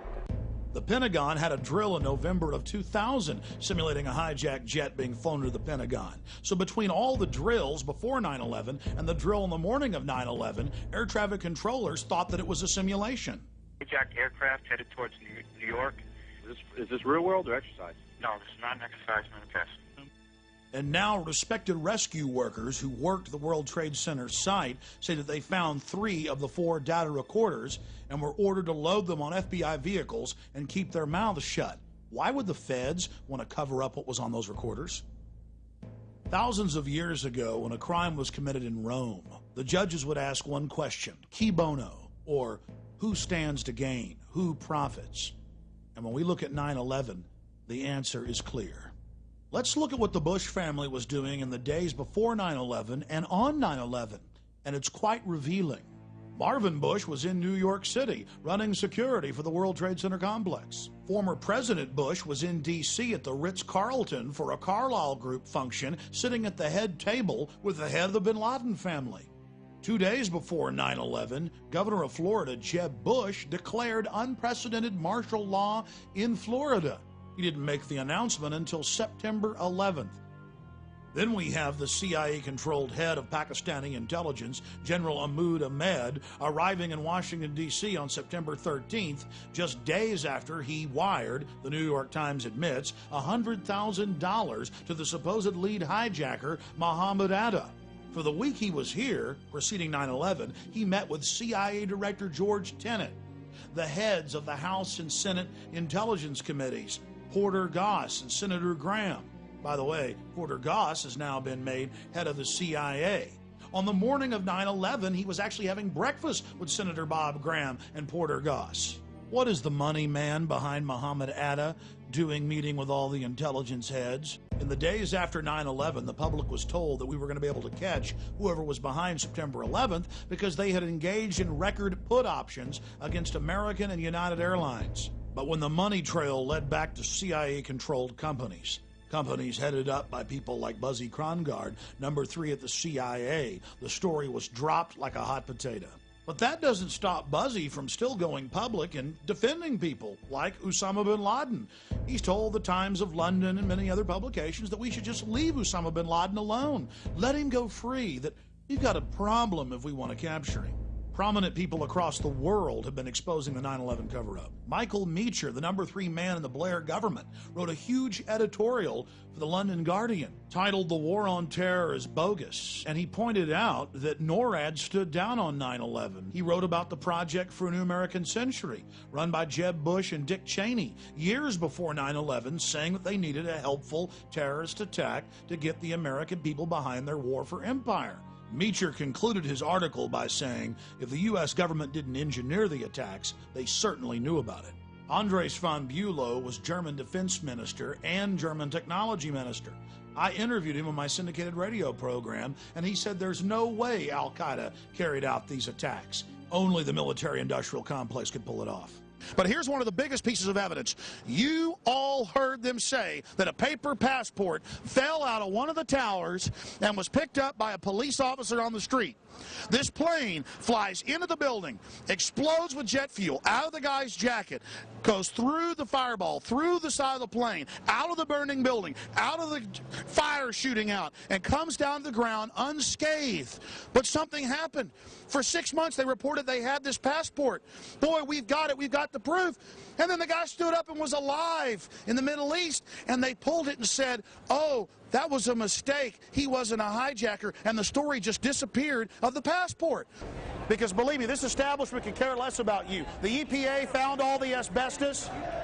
The EPA, guys, said that there was asbestos and people were getting sick, and there was going to be $90 million for the police and firefighters for medical treatment. And Bush came in and had that blocked. Now, that's mainstream news. And now, of the 14 search and rescue dogs, 8 of them have died from cancer. In summation, it's important to note that we only covered a tiny portion of the facts and evidence that clearly shows that 9/11 was an inside job. Number one, the official story of 9/11 has been completely disproven. At every point, we've caught them lying, manufacturing evidence, or covering up evidence. From high-level government inside sources and publicly available facts, we now have a very clear picture of how 9/11 was carried out. Number one, we know that the men who were on board the aircraft, who were supposedly the hijackers, had their houses, cars, credit cards paid for by the U.S. government. They were, in truth, agents taking part in drills and nothing more. Supposed computer malfunctions at American and United ensured that all 4 planes only had 20% occupancy on board, on a day when flights on the East Coast were an average of 80% full. Once the decoys, known as hijackers, were on board the planes, a gas was released, knocking out the occupants of the aircraft. Then a small criminal group, in control of remote control systems patented for over 20 years, took control of the aircraft and flew them into the World Trade Centers and Pentagon. The CIA-controlled drills that morning confused NORAD for over an hour until it was almost too late for them to shoot down the hijacked planes. I said almost too late. When they did find out, Dick Cheney wouldn't let the planes fly over 350 miles an hour, so 3 of the aircraft were able to hit their targets. The 4th wasn't able to because our sources in the Pentagon have told us generals didn't follow their orders and had Flight 93 shot down. If it would have hit its target, the Capitol, the government would have been completely decapitated and the president could have declared total martial law. By the grace of God, everything didn't go as planned. And so now the globalists have spent the last 3.5 years trying to cover up the sloppy job they did on 9/11. They're counting on the public not being able to face the horror of what really took place so they can carry out another, even more devastating attack and finish the job they started, enslaving America and using the country as an engine to take over the planet. The only thing that can stop them now is the American people having the courage to face the truth about 9/11 and to expose it. If we don't, they're going to continue to use problem, reaction, solution. And it's going to be sad to watch the American people after the next attack going to the very killers that carried it out, begging them to protect them. And it's sad to see the deaths of these 2,800 plus people being used to sell a police state in America. You know, Bush says the terrorists attacked us, whoever the terrorists are, because they hate our freedom. Well, then why is the government, period, whether it's George Bush or John Kerry, trying to kill our freedoms? America isn't America if we don't have these God-given freedoms. That's why this country is loved. No, now we're being forged into a tool of global empire to be launched against sovereign, innocent nations that we know had nothing to do with 9/11. The Republicans are here and taking advantage of the 3,000 people that died right behind me for their own selfish politics, and it's very sad. I cried here for the first time today. I come here all the time. I've never cried here before. For some reason, I cried for the future because the way they're exploiting these dead people. Because in your guts you know that the criminals are returning to the scene of the crime to gloat and to use the bloody sacrifice they committed. I couldn't have said it better myself. So now Bush is here in the Big Apple using the deaths as an attempt to get reelected. September 11th. September 11th, men armed with knives, armed with chemical, biological, or even nuclear weapons. The fanatics who terrorist killers, September 11th, terrorist of Al-Qaeda, terrorist Taliban, nuclear weapons, terrorist. 9/11 terror. My fellow Americans, we have already been attacked. Terror, terrorist, evil. September 11th, in those days after the towers fell. September 11th. September 11th, ground zero. And suddenly the streets were full of sirens and there was fire in the sky. Terrorism, September 11th. Osama bin Laden declared war on America. September 11th, terrorists, a walking, talking weapon of mass destruction. Barbaric terrorists, terrorists for terrorism. September 11th, September 11th. The terrorists, war and danger. September 11th, September 11th, terrorism, global terrorism, the horror. Terrorism, terrorists, Terrorist, terrorist, terrorist, terrorist, the terrorists. Terrorist, terrorist, terrorism. September 11th, global terrorism, terrorism. Terrorism. September 11th, world terrorism, terrorism. Terrorism, terrorism, terrorism, terrorist. September 11th. Threat of global terrorism, terrorism, terrorist, global terrorism, terrorism, terrorism. September 11, 2001, global terrorism. Terrorist, global terrorism, terrorism, terrorist, September 11th, terror. Terrorism, the attack on our homeland, back from the attack on our economy, and back from the attack on our way of life. Terrorism, terrorists, hate. We must be fierce and relentless and terminate terrorism, terrorists. You defeat them. It yearns to destroy not just the individual, but the entire international order. That's why America is safer with George W. Bush as president. September 11th, terrorism, September 11th. Terrorism, terrorists, September 11th. Terror, terrorist. Terrorist. Terror, September 11th. Threat, tyranny, terrorist, tyranny, tyranny. People hate us. Terror. Terrorism. September the 11th. Terror, terrorist, terror, terrorist, terror. Weapons of mass destruction. September the 11th. September the 11th. Terrorists, terrorists. The evil terrorists. Terrorists. The terrorists know. The terrorists know. The elite know we're restless, that we're catching on to their scam. That's why they're now using sound wave weapons that the military has used in Iraq on the streets of America. There's your LRAD, ladies and gentlemen, used against the Iraqis, used against the Palestinians, now used against us in America. We're getting reports that about this garden, they're already using them. Long before 9/11, they were getting the sound wave weapons, the microwave weapons ready, building all the emergency containment facilities. They knew all this was coming. How you doing, officer? Did you know I interviewed the CEO of this company a few years ago? Our boys are using these in Iraq, aren't they? Ask all questions to DCPI, Commissioner Paul Brown. I'm from Austin, Texas. Are those the guys in the white outfits? Right. Do you know what those are? What? Those are sound wave weapons they're using in Iraq. They can burst. Oh, it's because of now they're out here. What do you think of it? I don't know anything about it. It might be necessary, but I doubt it. I think everyone knows it's a peaceful protest. So.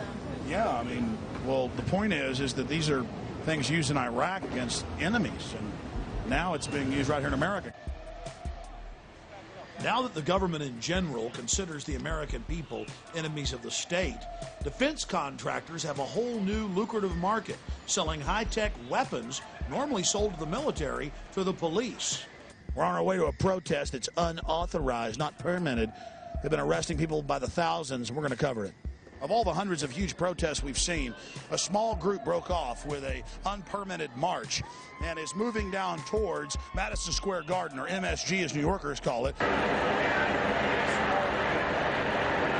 Now notice as we walk here that the roads have all been pinned conveniently ahead of the march. So tourists, anybody that's in here, to be arrested, and we are now inside the pins. And look at them hurting us. Look at their cars hurting us. I wonder if it'll be like Monday night. I wonder if they'll run horses and mopeds into us. 11:35. If you're here at 11:35, they will arrest you. But I'm sorry. They're hardly letting people out. They're opening up the pens a little inch to let people slowly trickle out. So they're set. And now we're getting in trouble for letting y'all know. Well, that little story about how they're going to arrest people really worked. Look, everybody's leaving. Police then went in with barricades and broke the protest up into 4 different blocks and randomly arrested innocent people. It was the same story over and over and over again, and police brutality was completely out of control. Reporters for Reuters, the Associated Press, student reporters, tourists, even an American Spectator reporter was arrested and taken to Pier 57. Look around you. Prison is being built. A high-tech, cashless society control grid. We're now going to explore the ruling elite in the world today and what their driving ideology and philosophies are.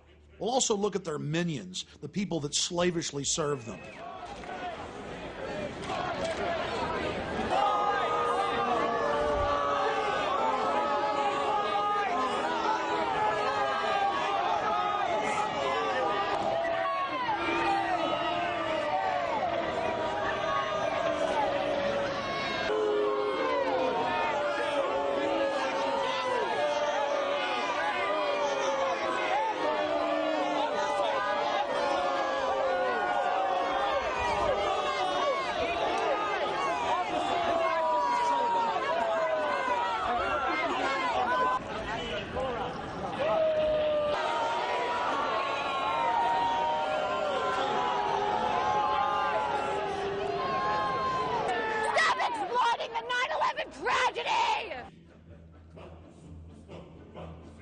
Well, here we are all the way from Austin, Texas, covering the Republican National Convention. What we're seeing here is Skull and Bones coronation number 2.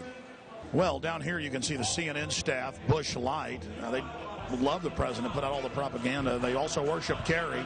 So does Fox News when it comes to worshiping Bush. So here's the so-called mainstream media you can trust, which is nothing more than basically a CIA front to propagandize and manipulate the people. But it's all in a slick packaging with a great, impressive background, and that's what people respond to. You know what? I bet most of those so-called Texans down there from that Texas delegation aren't even first-generation Texans. They're just as phony as George W. Bush is. A guy who is from Kennebunkport, Maine, whose daddy speaks with a perfect Atlantic accent. People who were Tories back in the Revolutionary War, they came down carpetbagging to Texas when George was a little boy. And now so many Texans and phony Texans have been sucked in by this and just love the whole motif. But again, it's form over substance. It's the packaging. Yeah, I'm a slave. I'm happy about it. I'm proud of it. I've decided to just join the New World Order.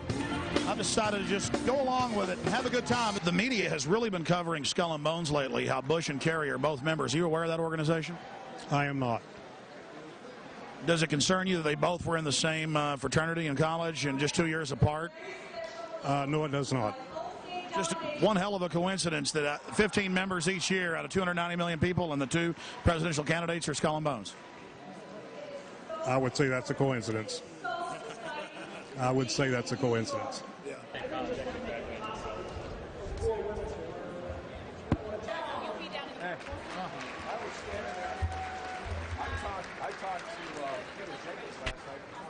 What do you think about Bush and Kerry being cousins and members of Skull and Bones? Excuse me? Did you know Bush and Kerry were cousins?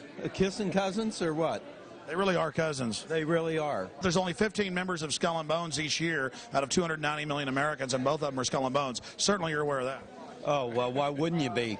Talk to Bill O'Reilly. He'd have that answer. I know he would. Well, but I'm not talking to Bill O'Reilly. What do you think? Yeah.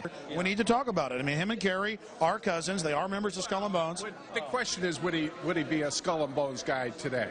I mean, you know, people do crazy things when they're young. Well, his dad was a Skull and Bones, and his dad. It's in politicians' autobiographies. You know, it's in the encyclopedia. And it was called the Illuminati. I remember reading about the Illuminati in the 60s, late 60s, when Hal Lindsey came out with a book, The Late Great Planet Earth, and everybody's going to get raptured and go to, you know, and so kids were walking around talking about that theory, and then the Illuminati book came out, or a number of them came out, and it was one world government, one world money system, one world religion. That's all coming now. Oh, it is. Conspiracy theories never work. I mean, look at... Well, every time I bring it up, somebody says, oh, you think it's a conspiracy? No, it's a real group. I want to know what you think. We got into not a debate, but a gal who is a real confirmed Republican. She married a real liberal guy, and the next thing you know, we have her over for dinner, and I hate Bush. And I said, whoa, where'd all that come from? And she got right down to... you know, all the things of all the presidents being involved in this society, all Masons, and that was her whole base. And I hate Bush, and I said, well, then how could she hate Bush? Because Kerry's a member. Well, yeah, that's a good question. A lot of people aren't going to know what Skull and... I don't really know what it is. I know he was a member of it. It's some secret society, and it's so secret I can't talk about it. Yeah. By the way, you better watch yourself. You know what I'm saying? Because if there's anything to it, you're a marked man. You guys have a good night. Well, I'll tell you what, you're in the right place to be safe. You were both in Skull and Bones, the secret society.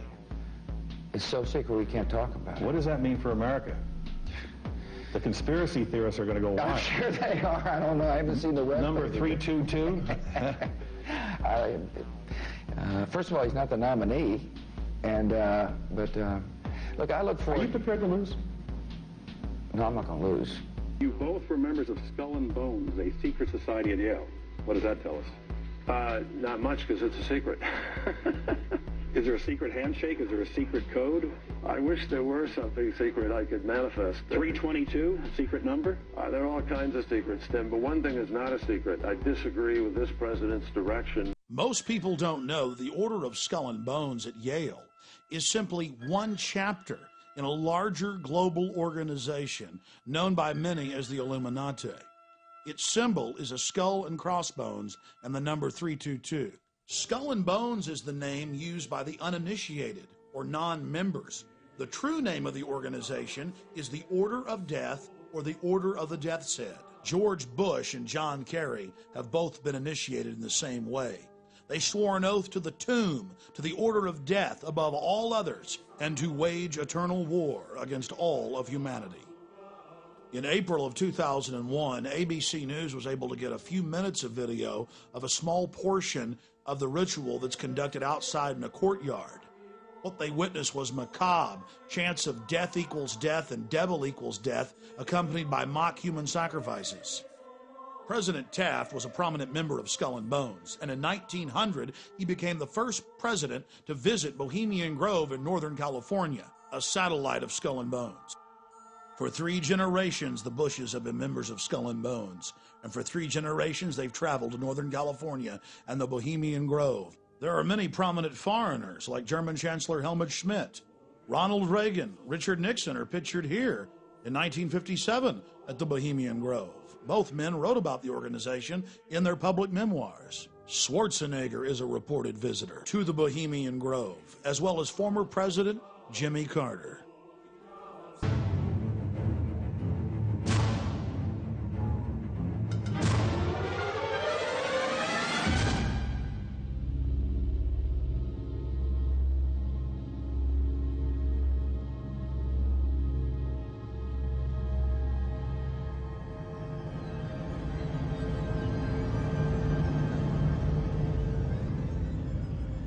While in New York, we ran into the Karl Rove of 4 administrations. David Gergen, top presidential advisor to Ford, Reagan, George Herbert Walker Bush, and Bill Clinton. We couldn't believe our luck. It just so happens that David Gergen is also a prominent member of the Bohemian Grove, the offshoot of Skull and Bones. This insider of insiders, a staple of the White House for 22 years, got very upset when we brought up Bohemian Grove to him. He didn't deny its existence. He didn't deny that he was a member. He didn't deny the rituals. He just became angry and didn't act very gentlemanly. The real wild card here are the demonstrators. We just don't know where this is going to go. While they were peaceful today, there's a lot more anger among those demonstrators than is evident. You talk to them today, they're pretty angry people. So that's the big wild card. Hey, Mr. Gergen, can we talk to you for a second? Where are you from? I'm Alex Jones. I have a TV show in Austin. I make documentaries. Just a few questions about the convention. Yeah, well, is there a camera or are you? Yeah, right there. Just about. Yeah, but I just want to get your permission first. Here. Okay. It's local. I've got. No, I understand. Just about a minute or two. Okay, great. We're talking to David Gergen, and he has advised several presidents and, of course, has written quite a few books and is I would call you a political pundit or researcher? Commentary at Over the Hill, whatever. Okay. How long have you been in New York? About 4 hours. What do you think of this circus? Well, I haven't seen all the protests yet, but I've never seen as much security for a convention as we have here. And it's, the city's almost closed down. I think it's remarkable. I think it's an unfortunate turn for politics that we have to have this many police around.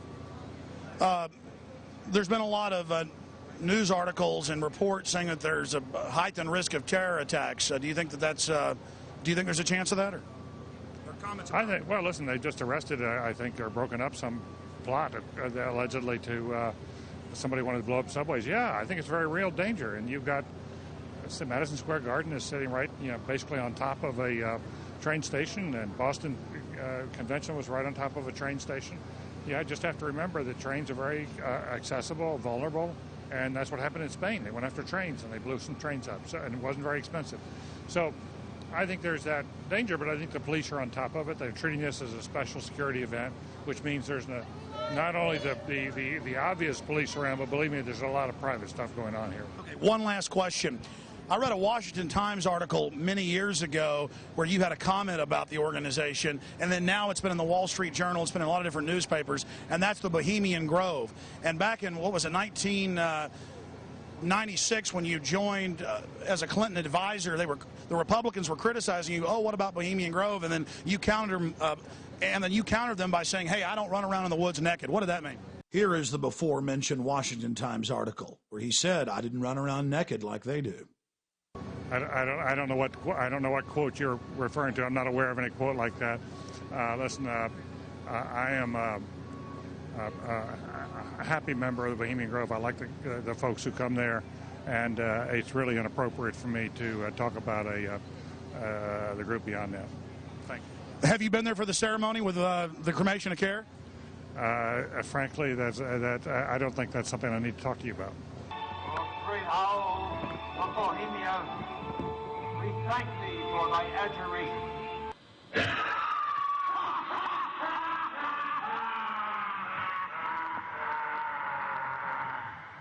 Have you been there for the ceremony with the cremation of care? Frankly, I don't think that's something I need to talk to you about. Really? That's right. Well, I'm Alex Jones, and I snuck in there in 2000. I'm the guy that blew it wide open and got the video. It's been on national TV. Well, I disrespect you for that. You do? I do. But it's a lot of big public officials going in there. Don't we deserve to know? You took I don't know anything about you, and I don't know anything about your film. But if you go in there with an understanding, you violated that understanding by releasing that film, and I don't respect you for that. Really? But we have public officials. I'm sorry. You took an understanding when you went in there that you would not do that film. And did you have an understanding when you went in there? No. Did you crash it?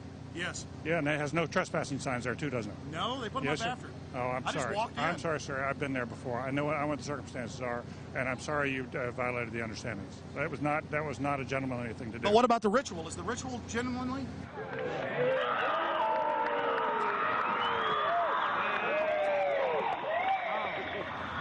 Sir, everything I don't owe you this comment. I know. I appreciate it. This is what's called ambush journalism, and I disrespect you for that as well. So thank you ever and goodbye. Been in the ritual? It's none of your damn business. Oh, that's right.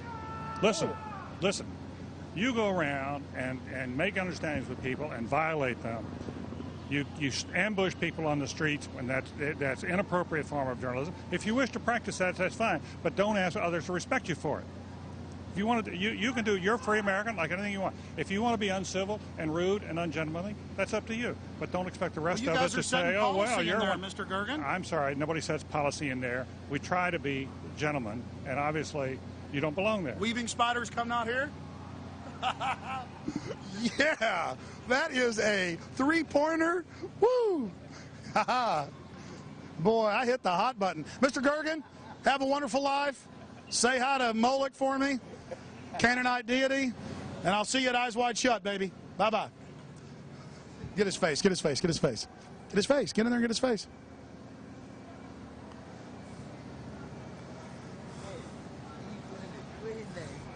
David Gergen. David Gergen says that we're angry? The real wild card here are the demonstrators. We just don't know where this is going to go. While they were peaceful today, there's a lot more anger among those demonstrators than is evident. You talk to them today, they're pretty angry people. So that's the big wild card. Thank you and goodbye. Been in the ritual? It's none of your damn business. It's none of your damn business. Oh. That's right.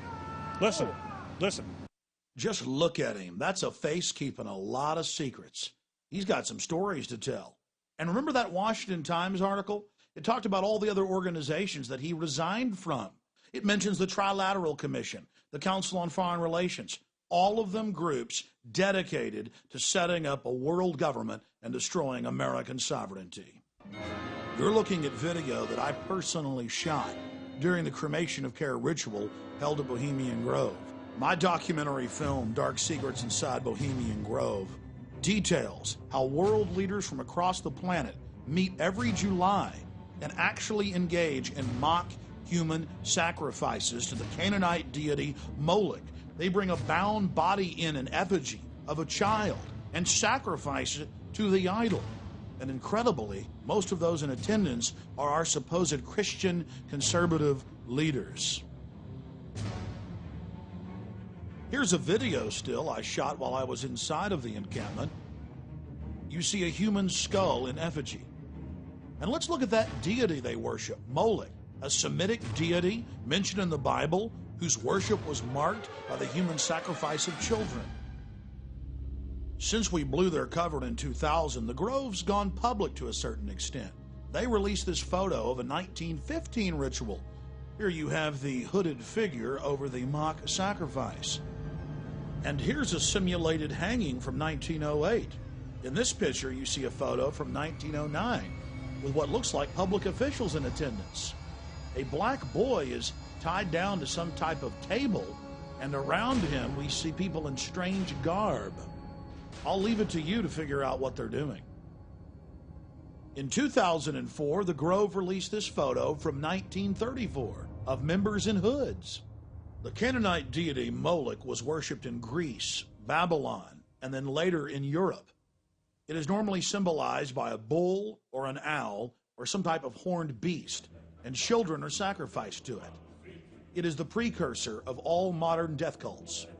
I was able to get out of the cult compound with this program cover from the Cremation of Care.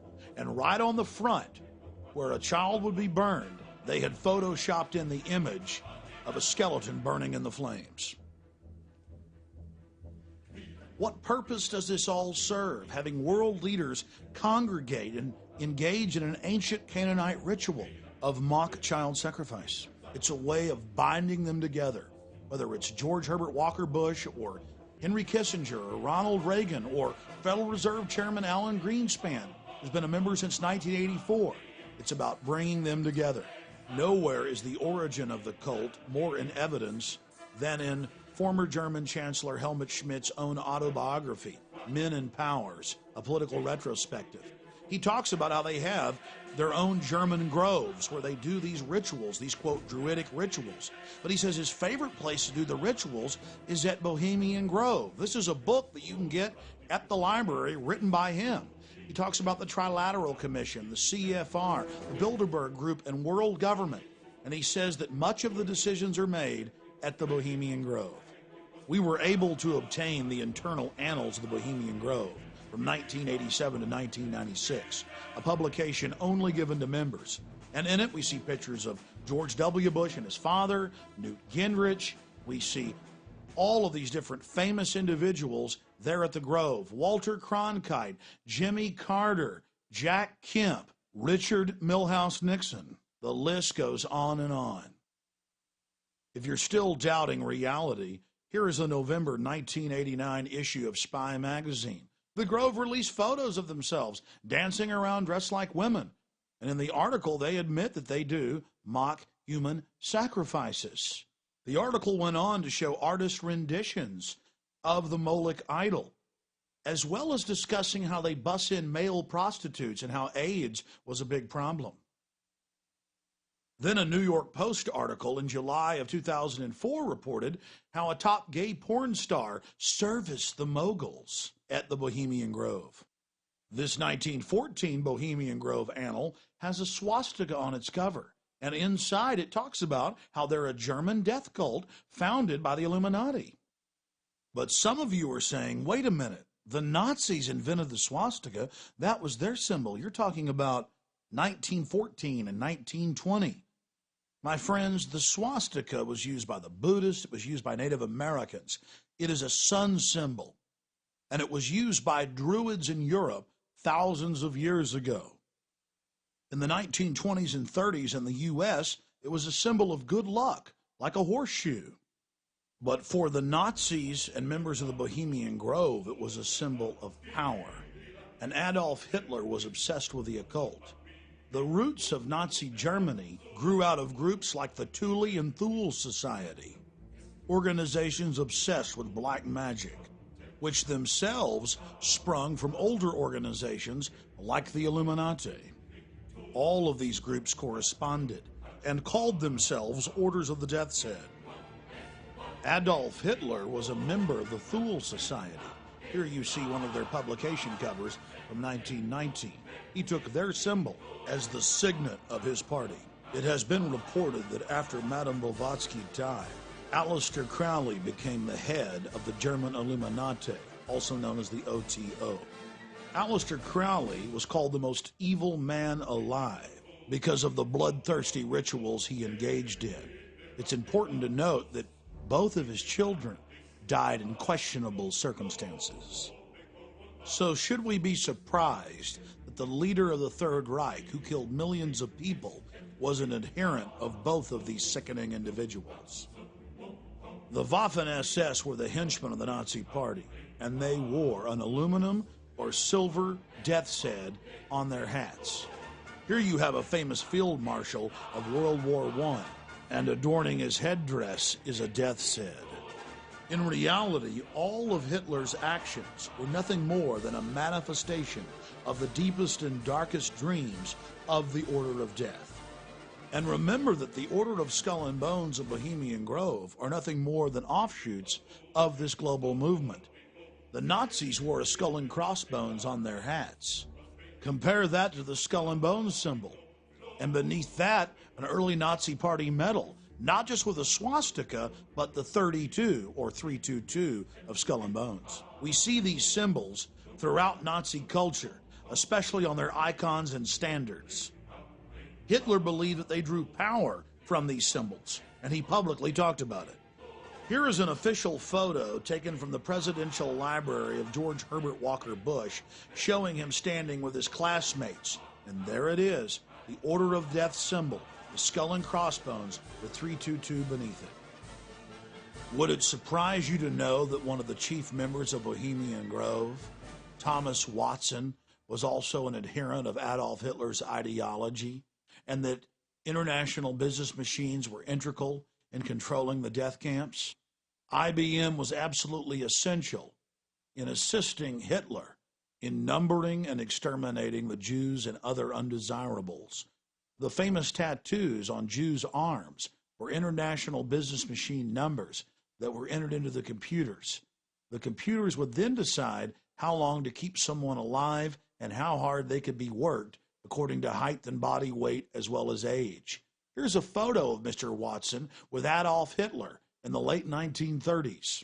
It's not a coincidence that today IBM is the backbone of national ID card technology in the United States and across the world. Ford and General Motors were also involved in the Nazi war machine right through the war, and not one of these robber baron industrialists was ever prosecuted. Here is the international business machine that calculated the deaths of millions. The modern Olympic symbols have nothing to do with Greece. They were drawn and designed by Adolf Hitler, and we still use them today. The Order of the Death's Head symbols are all around us, but the general public is too blind to see it. Now we will explore how the American branch of the Illuminati aided and abetted Adolf Hitler, and how the Bushes were the first family when it came to treason. I've been an investigative reporter and a journalist for 35 years. I've worked in every major media market in the United States, and I've written for more than 100 newspapers and magazines nationally and internationally.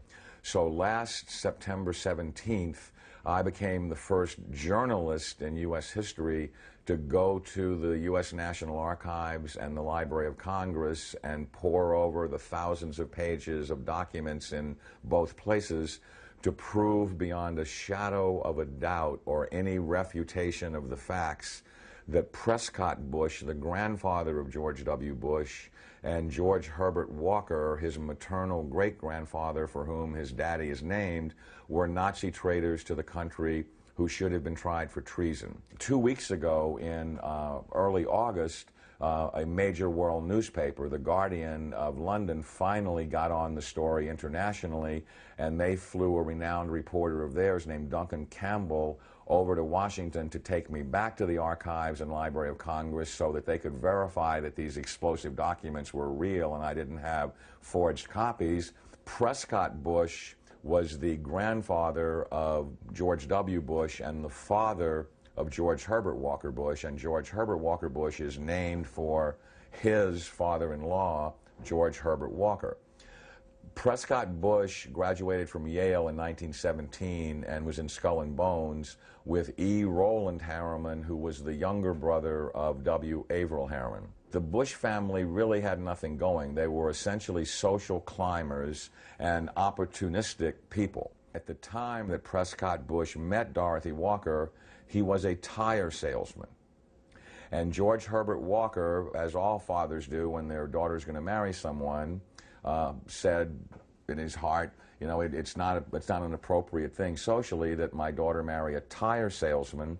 So he brought Prescott Bush first into Brown Brothers Harriman and then Union Banking Corporation. In actuality, it was anything but a bank. It was essentially a Nazi money laundering operation that had a lot of tentacles into a lot of different other businesses. They owned a shipping line called Hamburg American Line, for example, which was the first Nazi front business seized, although the line was no longer operational in 1942.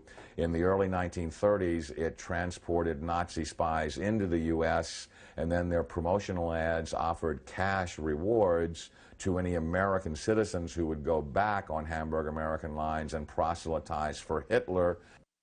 8 months after the U.S. had entered the war, the New York Herald Tribune ran a front-page article, "Hitler's Angel has $3 million in U.S. Bank." And it caused a major scandal and just rocked the world of politics. Brown Brothers Harriman, which George Herbert Walker and Prescott Bush were affiliated with and partners in, worked with I.G. Farben, which operated Auschwitz.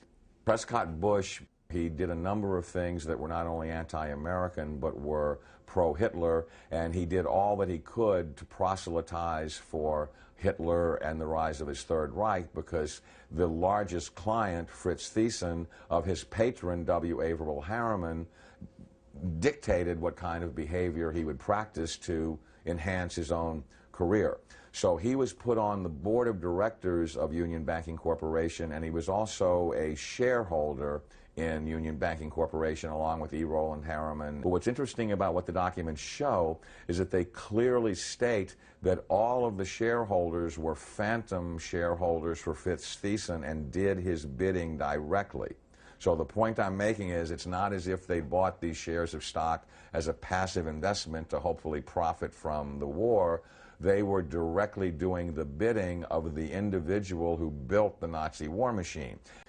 Some very shocking documents that I saw at the Library of Congress 2 weeks ago on August 10th, on August 9th, excuse me, had to do with the hearings of the McCormick-Dickstein Committee of November 1934, show that Prescott Bush and the DuPont family, the Remington family, and J.P. Morgan tried to overthrow the U.S. government, assassinate FDR, and put a Hitler-style fascist state in place.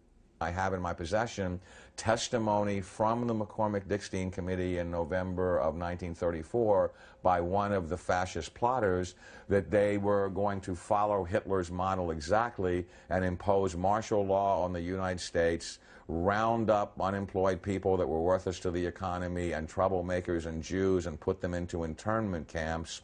And their plan was, if necessary, to exterminate the people that could not be part of the effort. The only reason the coup attempt in 1934 didn't succeed is that they hired the wrong general to lead it, General Smedley Butler, the great Marine hero, two-time Congressional Medal of Honor winner, who worked with the plotters just long enough to be able to identify who they were and then blew the whistle on them to Congress. Incredibly, after being warned by the FBI and the Justice Department and the Treasury Department to cease and desist in their Nazi dealings, they had continued them until 1951.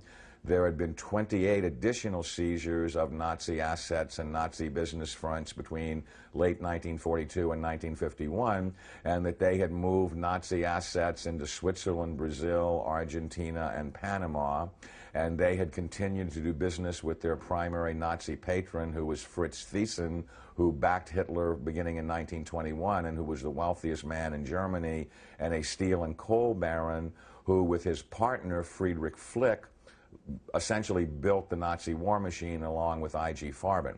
In 1951, when Fritz Thyssen died in Argentina, Union Banking Corporation was liquidated by the U.S. government, and Prescott Bush received $1.5 million for his holdings in his Nazi business, and that was the beginning of the Bush family fortune for all intents and purposes. George Bush doesn't take his philosophical foundation from the Bible or the teachings of Jesus in the Sermon on the Mount. George Bush takes his inspiration from what he learned in Skull and Bones and from the Thule Society that Hitler and Goebbels and Goring cut their teeth in, Bohemian Grove, these evil organizations that perpetrate the ugly things that these criminals are doing to this country for which they must be held accountable.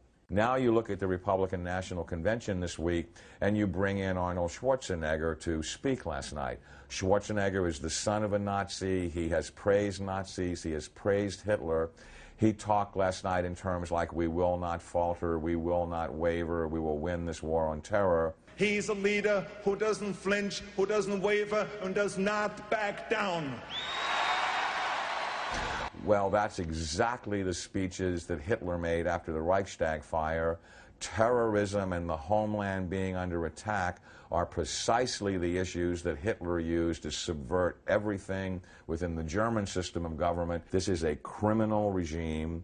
They not only emulate Hitler, but its genesis comes from Hitler. And I defy anyone, a historian, journalist, author, anyone, to come forward and disprove my premise that you cannot differentiate Hitler's invasion of Poland in 1939 and the Reichstag fire and his attempt to dominate the world from George W. Bush's unprovoked invasion of Iraq and subversion of the Constitution through the Patriot Act after 9/11, which I submit is his Reichstag fire. Karl Rove and his minions are every bit the masters of propaganda that Joseph Goebbels was. They literally took lessons from Goebbels and Goring about how to create such brilliant propaganda that unreality can become reality, and reality can be subverted to fantasy, political subterfuge right before your eyes. So there's just an endless broken record that is leading up to the present era, that the Bush family has had a single goal for 100 years, which is to become the most powerful family on the planet and to rule the world. And they are on the verge of doing that under George W. Bush. It's critical that every citizen of this country rise up and do something, because the day of reckoning is at hand, and these people are Nazis. They are practicing Nazi philosophy. They are mimicking Nazi tactics, and time is running out. And now it's being reported that the architect of the Bush administration's policies, Karl Rove, is the grandson of Karl Rover, a Gauleiter or governor over an entire state in Nazi Germany. Pulitzer Prize-winning journalist Bob Woodward, reporting on a Bush rally, said that Karl Rove likened the meeting to a Nazi rally. Now the Bush-Rove-Schwarzenegger nexus is promoting worldwide war in the name of America's safety to stop the threat of terrorism. The same secret society that funded and supported Adolf Hitler is now supporting a move towards world government. And Karl Rove is out there on point, pushing Arnold Schwarzenegger for president. Today. We don't know what to make of the fact that he seemed to be somewhat part of the winner's circle, do we? We don't know why he was so much in evidence today. Well, he's the Republican governor of the most populous state in the Union, who is very supportive. He's an old friend of 41's. The San Francisco Chronicle reported the decision to have Arnold run was made by Rove at the Bohemian Grove. You've got to hand it to the political wizards. Tens of thousands of Republicans at the RNC praising and chanting for a man who's for open borders and rabidly against the Second Amendment, but they've been told to worship him, so they are. This isn't the first time we've been fooled by foreign usurpers. There was another interesting meeting in Madison Square Garden back in February of 1939 by the Bund, or the American Nazi Party. At the very same venue where Bush and Schwarzenegger gave their speeches in 2004, the American Nazi Party promoted the vision of Adolf Hitler. In fact, the Nazi Party in America was very, very popular. The people hadn't yet seen the danger, because while the American people slept, Nazi agents like Prescott Bush were working overtime for the Reich. And Arnold's father, Gustav Schwarzenegger, was busy too, volunteering for the Nazi Party in Austria when it was illegal and becoming an SS officer. And Karl Rove, reportedly his grandfather again, was a Gauleiter or a governor over an entire German state. Mr. Fritz Kuhn.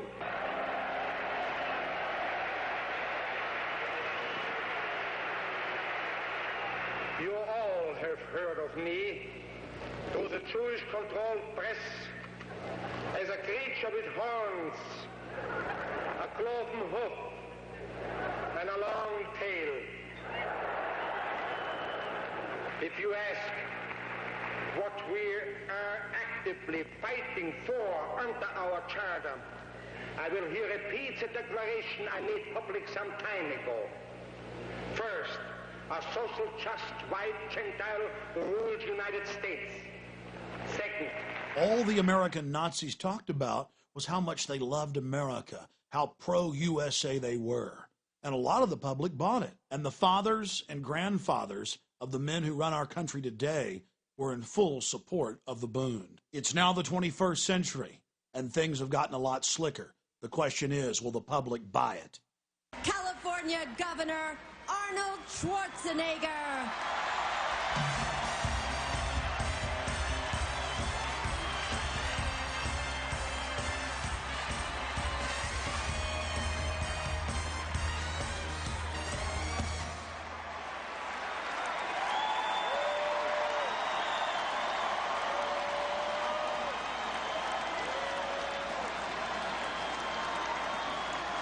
Thank you.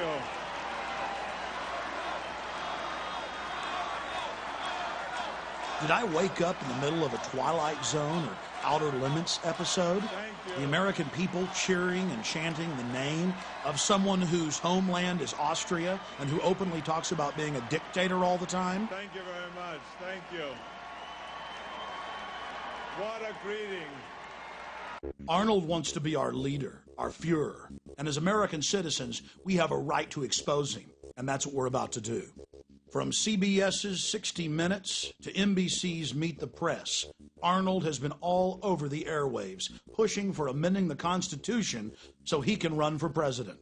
High-level members of his gubernatorial campaign have now started a national movement to repeal Article 2, Clause 5 of the U.S. Constitution that blocks foreign-born from the presidency.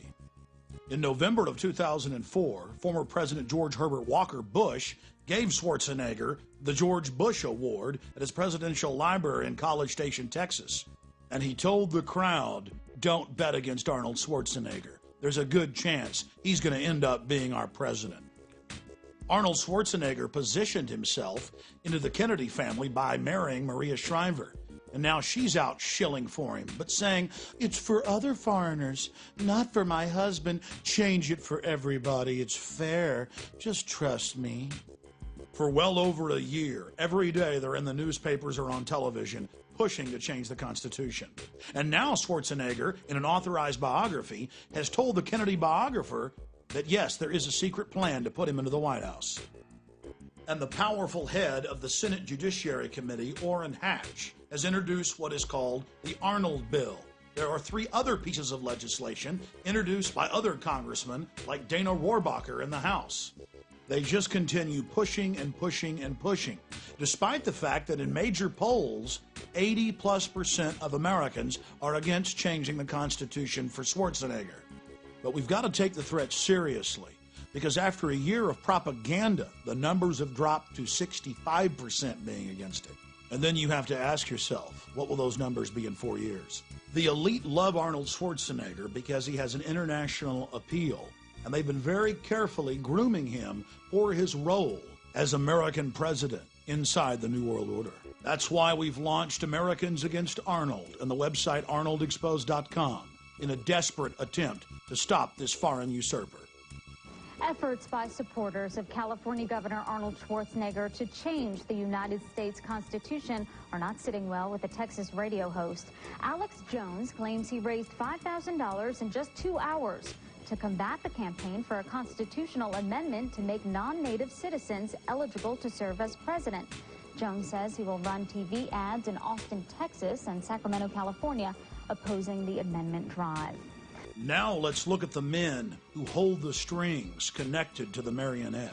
Here are two different San Francisco Chronicle articles revealing that it was Karl Rove at Bohemian Grove that set the strategy for Arnold's successful gubernatorial win. An article in the Scotsman newspaper in September of 2002 openly showed Arnold Schwarzenegger with Warren Buffett and Lord Rothschild and said they were there meeting at the Rothschild Castle to discuss business strategies. In the article, they talked about how he was lining up his run for U.S. president a year before he ran for governor.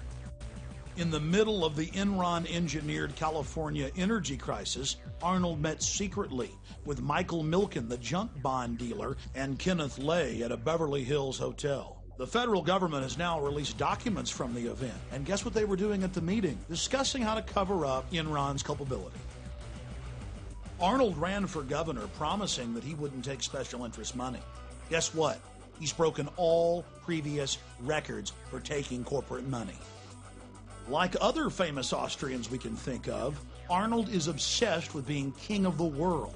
He's told friends, family, newspapers, magazines, over and over again that he wants to be ruler of the world, that he dreams of being a dictator, that he wants to be worshipped at a Nuremberg-style rally like Hitler. Rolling Stone reported on it in the 70s. The London Guardian and CNN in 2003 both reported how he told friends and family of a recurring dream where he walks the earth as our ruler, and of a 50-year plan he had as a young man to become world ruler. In 1990, he told U.S. News and World Report, "My relationship to power and authority is that I'm all for it. People need somebody to watch over them. 95% of the people in the world need to be told what to do and how to behave." Following in the footsteps of dictators before him, Arnold loves to be seen with giant images of himself behind him. The cult of personality concept in politicians is totally alien to America's history, but it's second nature to people like Kim Jong-il, dictator of North Korea, and ousted dictator Saddam Hussein of Iraq. It was pioneered by Alexander the Great and used to great effect by the Roman emperors. Hitler and Stalin just loved it because it made the people feel insignificant. In the dystopic novel 1984, huge portraits of Big Brother stare down on the slaves. But after all, Arnold's just going with the times. Now across the United States, we've seen these giant billboards with George Bush's picture on it, paid for by his supporters, that say, "George Bush, our leader." President Bush has done something that no American president has ever done. He likes to prance around in military uniforms, reminding us of where his power comes from. We should all be concerned that our president is dressing like Saddam Hussein, Fidel Castro, Mao Zedong, and Adolf Hitler. And Bush loves to be seen in uniform with lots of troops behind him. But so does Arnold. Here is Schwarzenegger giving the fascist salute in one of his bodybuilding poses. A trick the pro-Schwarzenegger press likes to play on the people is to focus on his father and then go, well, he can't help it if his father was an SS officer. What they don't like to focus in on is Nazi war criminal Kurt Waldheim, who was Secretary General of the United Nations. At his wedding to Maria Shriver in 1986, in front of a massive press in attendance, he said the following: "My friends don't want me to mention Kurt's name because of all the recent Nazi stuff and the UN controversy, but I love him, and Maria does too, and so thank you, Kurt." Here's a photo of Arnold Schwarzenegger with Kurt Waldheim in Austria in 1999. Kurt Waldheim was an elite Nazi as well, an officer in the SS. He hunted down American soldiers in Serbia and killed them. An article in '92 in Spy magazine reported on how Arnold liked to give away recordings of Adolf Hitler to friends in California. It also reported on how he loved to give the Sieg Heil salute. Former Mr. Universe Rick Wayne went public and talked about how Arnold loved to call black people the N-word and said they couldn't run or do anything, and how he went on to say that blacks were basically worthless to society. A second champion black bodybuilder, Robbie Robinson, went public. And in his testimony, he talked about a public event in front of thousands of people where Arnold in 1978 began screaming, "Down with the N-words, down with the blacks, subhuman, you people can't run the country." It goes on and on, but the mainstream media ignores it. Arnold's barbaric treatment of women is legendary, and he's publicly apologized for it. The reason this is so important is it shows a total lack of control. He's a wild man. More important is his love of domination. He loves to degrade underlings. Arnold has never challenged a 2001 Premier magazine article where he reportedly makes unattractive members on set get on their knees and call themselves ugly dogs. He reportedly revels in humiliating people until they cry. Not only is he a man after the elite's own heart, loving to dehumanize, he's totally compromised. If we know about all of these skeletons, imagine how many are still in the closet. In a sit-down interview Arnold gave We Magazine, he talked about drug use and sex orgies. The elite just loves that. Total control over their puppet. Then there's all the publicly available gay porn. That's right. In gay porno mags, Arnold's done some spreads. But on top of it, there's the private collections of people like Robert Mapplethorpe, who was a pioneer in hardcore homosexual pornography. One of the biggest problems in Arnold's portfolio of horrors is his admitted use of anabolic steroids. Anabolic steroids, especially heavy use, can permanently change one's psychological makeup. He's also been a poster child for steroid use that has been a ravage on the youth of America. But being a bad role model is nothing compared to the psychological effects that include mania, roid rage, extreme aggression, delusions of grandeur. This is what testosterone and its derivatives cause. It's in the medical handbooks. So let's look at this again. An individual who says he wants to be a dictator, who reportedly hands out recordings of Adolf Hitler's speeches, who openly promotes admitted Nazis like Kurt Waldheim after they're exposed as Nazis and doesn't apologize about it, now wants to be our president. And he's taken a drug that can permanently alter the chemistry of the brain, making you domineering and aggressive and delusional. We're talking about Arnold Alois Schwarzenegger being positioned to be president of the United States, in control of all of our military forces. Think about this compromised individual. In control of our B-2 bombers, our nuclear submarines, our nuclear missiles, our Air Force, our Army, our Navy, everything. You put that together with the police in black uniforms, the ski mask, the Patriot Act. It's a nightmare. And we have the very same elite that tried to bring Hitler to power now pushing Schwarzenegger. It's up to you, America. You better research these facts for yourself and take action to defend our republic from enemies foreign and domestic. In the battle for our liberties and freedoms and our children's future, it's going to be reality, not illusion, that's going to save this country. If we believe the propaganda and the slick packaging, we are going to go into the Fourth Reich of the New World Order. Schwarzenegger and his controllers are counting on you to not take action, to not inform yourself and others, to not stand up against this insane action that they're taking against us, trying to put some foreigner from Austria who says he wants to be a dictator and in control of this country. And in spite of the attack on our homeland, on our homeland, on our homeland, on our homeland. Schwarzenegger has the nerve to call America his homeland. By definition, your homeland is the country where you were born. And that country for you, Arnold, is Austria, of the Black Eagle and Lederhosen, where your father was an SS officer, where your mother, when he died, married another top SS officer. That's your homeland. Your homeland is the birthplace of Adolf Hitler, and America will never be your homeland. Your claim of America as your homeland is as false as everything else you do. Then Arnold went into a very revealing diatribe where he talked about the police state in Austria, a police state his father helped set up. The problem is America's turning into that very police state. It's a mirror image. When I was a boy, the Soviets occupied part of Austria. I saw their tanks in the streets. I saw communism with my own eyes. I remember the fear we had when we had to cross into the Soviet sector. Growing up, we were told, don't look the soldiers in the eye, just look straight ahead. It was common belief that the Soviet soldiers could take a man out of his own car and ship him back to the Soviet Union as slave labor. Now, my family didn't have a car, but one day we were in my uncle's car. It was near dark as we came to the Soviet checkpoint. I was a little boy. I was not an action hero back then.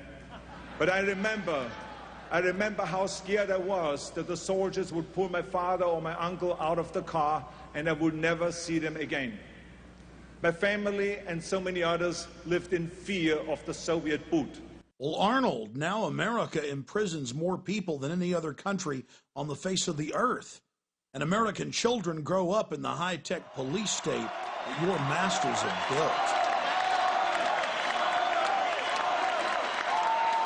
After winning the rigged election against his cousin John Kerry, Bush said that he had political capital.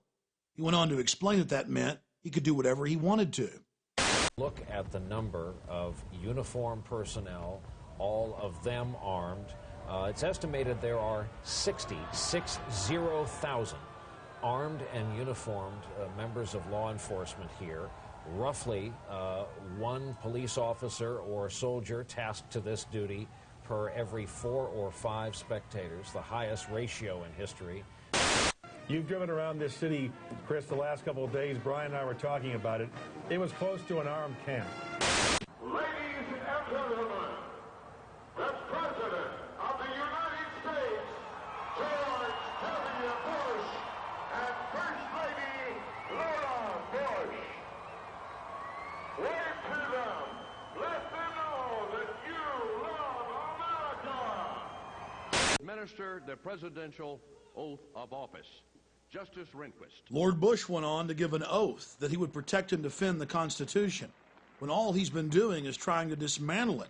His new Attorney General, Alberto Gonzales, has said publicly that President Bush is above the law, above the Constitution, a dictator. Will you raise your right hand, Mr. President, and repeat after me? I, George Walker Bush. I, George Walker Bush. Do solemnly swear. Do solemnly swear. That I will faithfully execute. That I will faithfully execute. The office of President of the United States. The office of President of the United States. And will to the best of my ability. And will to the best of my ability. Preserve, protect, and defend. Preserve, protect, and defend. The Constitution of the United States. The Constitution of the United States. So help me God. So help me God. Congratulations.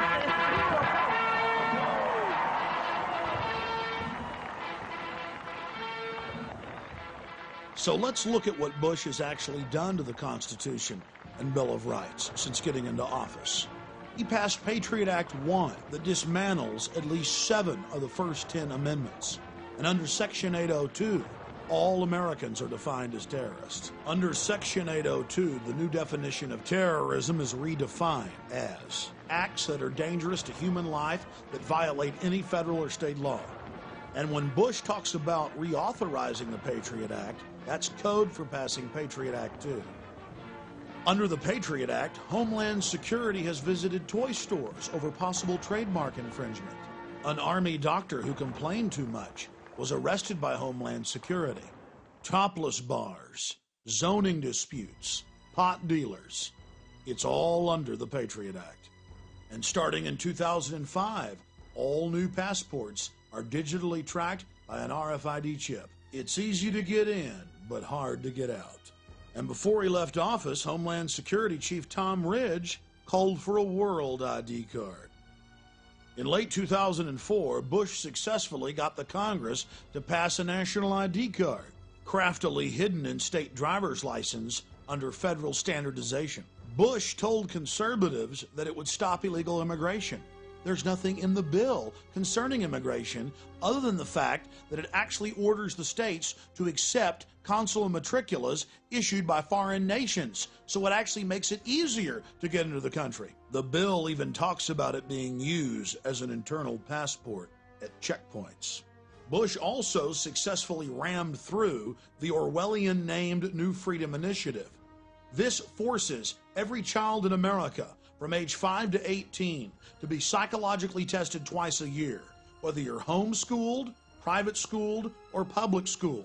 The guidelines for mental illness were written by a consortium of drug companies.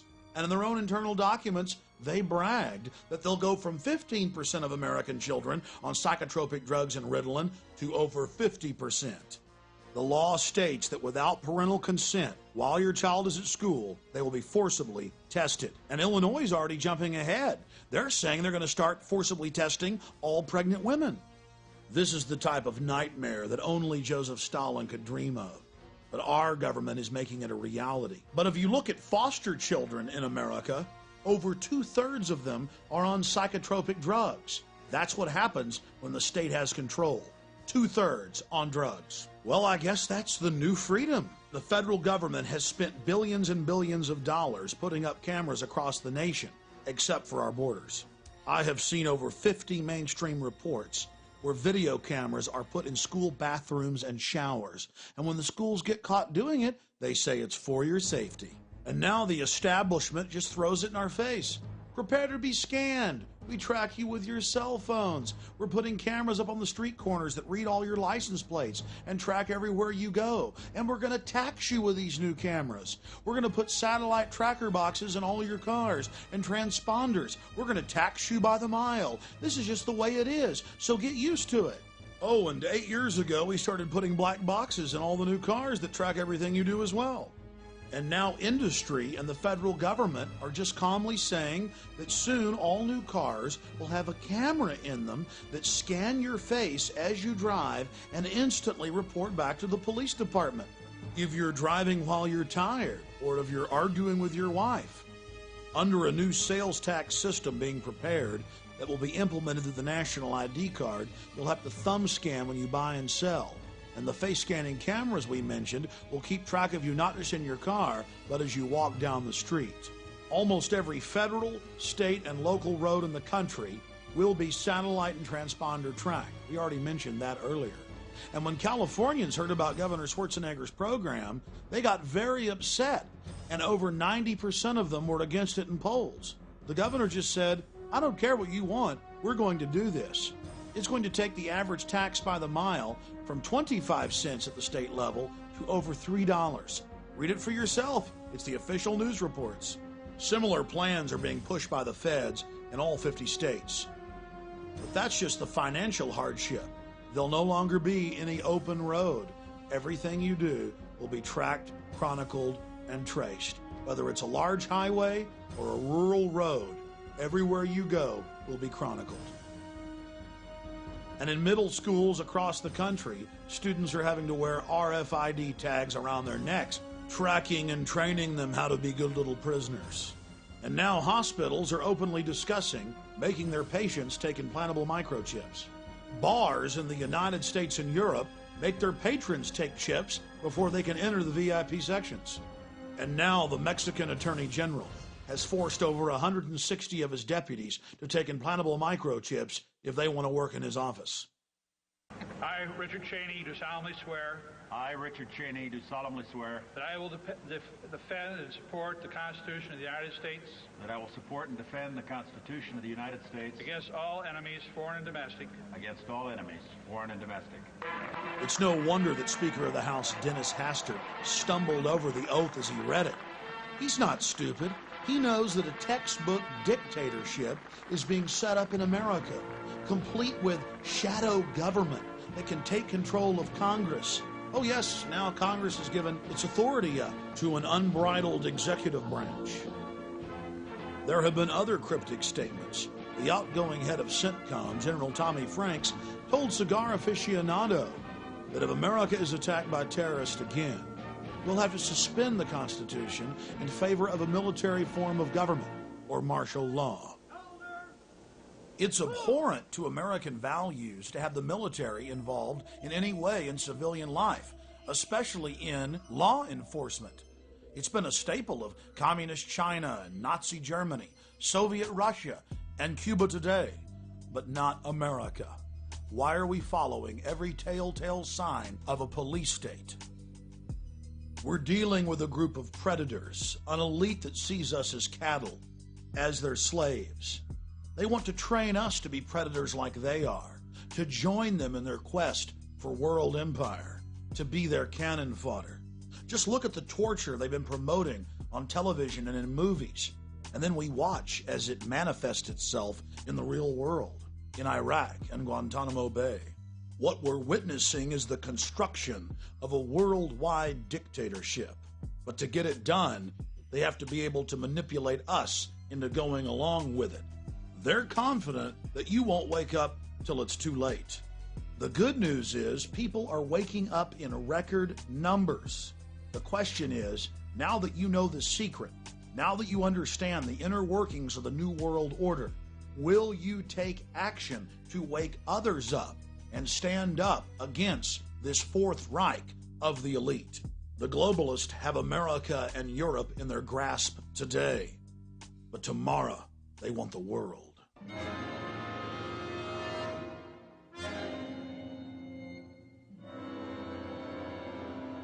Let us never tolerate outrageous conspiracy theories concerning the attacks of September the 11th. Malicious lies that attempt to shift the blame away from the terrorists themselves, away from the guilty. Conspiracy theories. Conspiracy theories. Conspiracy theories. The hijackers were instruments of evil who died in vain. Behind them is a cult of evil which seeks to harm the innocent and thrives on human suffering. To purchase additional copies of this film, or to see dozens of other films and important books, be sure and visit Infowars.com or PrisonPlanet.com. Or to order, simply call toll-free 1-888-253-3139.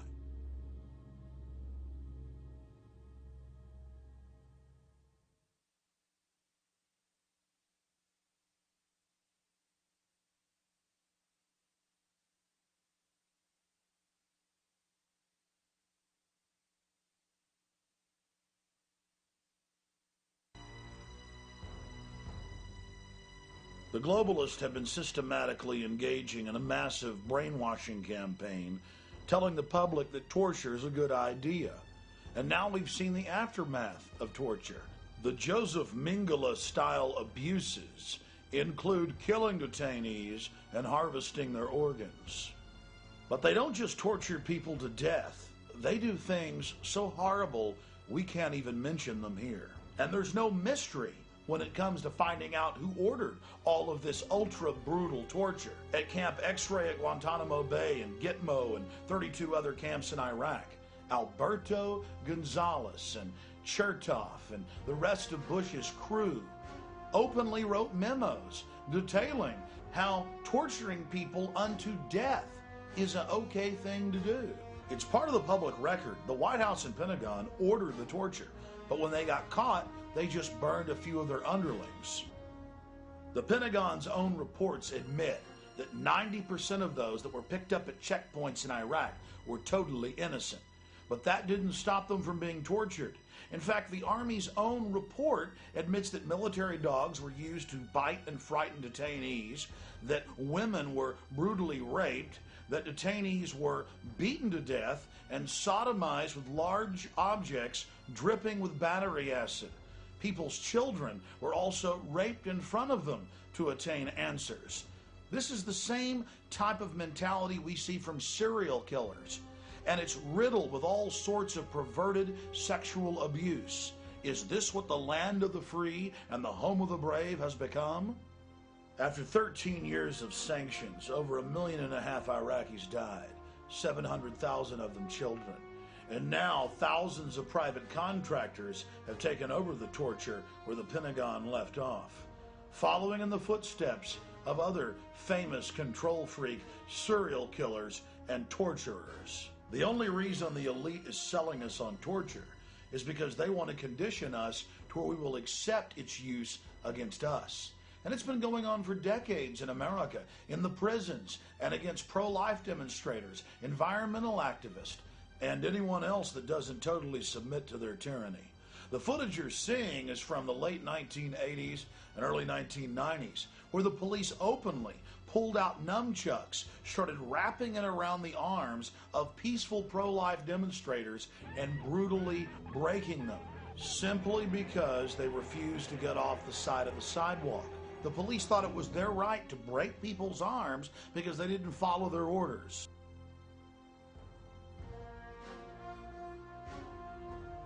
They used nunchucks on the rescuers.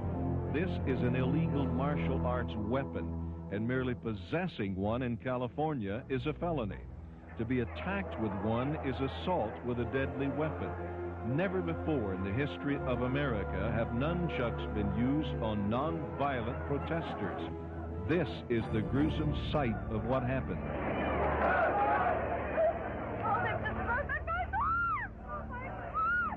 The police, in unprovoked cruelty, wrapped the nunchucks around Michael Hausman's arm and broke it.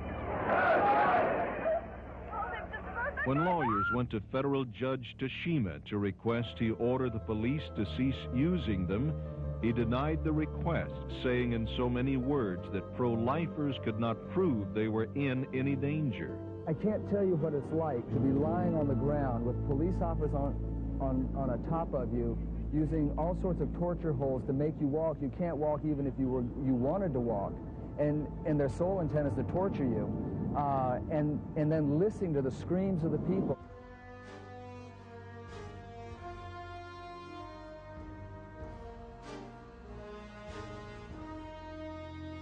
When you bring out riot sticks, it's usually because you expect to see some serious opposition, so you put on helmets and you put on face masks and you carry shields. These policemen were bareheaded. But here it was calculated torture, and the policemen were enjoying the pain. They laughed at the people screaming, and all of us screaming, all grown men, mature men. You couldn't help but scream. What happened was when the two nightsticks squeezed on the wrists, they cut off the nerve ends and the flow of blood, and your hands swelled up to almost twice the size, and they turned black. It didn't matter whether you were a woman, a man, an old person. It didn't matter what your age, sex, or anything, that they were just there. They were going to brutalize everybody. And I think probably to the women more particularly that they were very angry that they couldn't get a young woman like myself to walk. And I could tell that it was a pride issue. This is an important illustration because it shows us how long this tyranny has been going on in this country. And if they can get away with it with one group, they can get away with it against everybody. The fact of the matter is the establishment and its enforcers have been setting the precedent for a long time to torture women in plain view of the public, to use illegal nunchucks and break people's arms. And now in Iraq, they have these big live TV shows with all the people confessing after they've been openly tortured. And in 2005, people they take into hospitals who refuse drug tests are restrained and then tasered repeatedly until they go ahead and urinate in a cup. And there are hundreds and hundreds of examples we don't even have time to cover here. The point is, this is all macabre and terrifying, and the New World Order is conditioning us to accept it. We must resist it.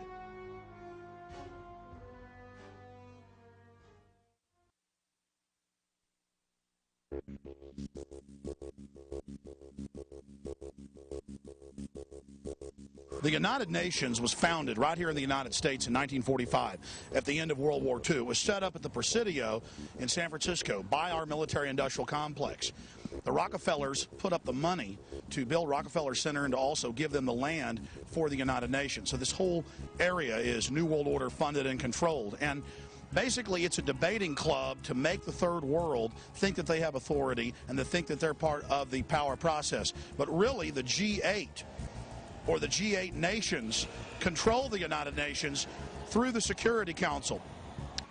We hear the reports all the time. They're in the news where some UN bureaucrat runs over somebody when they're drunk driving in New York or Washington, D.C., and nothing can happen to them. But it gets a lot worse than that. The United Nations has been caught hundreds of times running giant sex rings with kidnapped women and children out of Europe, Asia, Africa, the Middle East. It's a huge business. And right here in New York, they routinely catch these UN officials and even low-level bureaucrats with their own house slaves. Many times it'll be some UN delegate from Asia, and he's got some kidnapped little girl from Russia. So these are the people in here telling you that world government's good and that they need to run your life. And you look at the UN's Charter and Declaration of Human Rights, it says you don't have any rights. It says the UN is the absolute arbiter and authority. And now we see our own government adopting the UN model of governance. The United Nations believes that private property should be in their hands, controlled by them. And when it comes to self-defense, back in 2000 at a UN meeting held here, their organization UNIDIR called for all civilian firearms to be confiscated. In fact, they stated that civilian ownership of firearms threatens the legitimate power monopoly of the state. Now, what's a power monopoly of the state? That's a dictatorship or martial law. And they strive to have governments have the monopoly of power over the people. Remember who was for gun control? Adolf Hitler, Joseph Stalin, Fidel Castro. In every case, if a government tries to disarm you, it's tyrannical. Black Americans couldn't own a gun. Native Americans had their firearms confiscated. Roman slaves 2,000 years ago couldn't own a sword or even a knife. Being disarmed is one of the key hallmarks of a society that's enslaved to its government.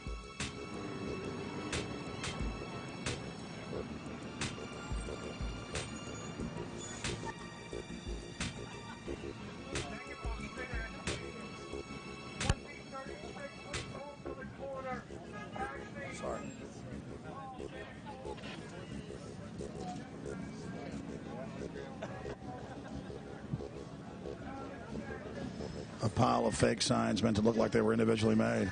Getting slick here. Republicans do that too.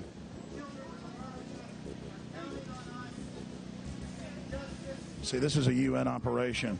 This is a UN operation, so look how it's all meant to look like it's individuals.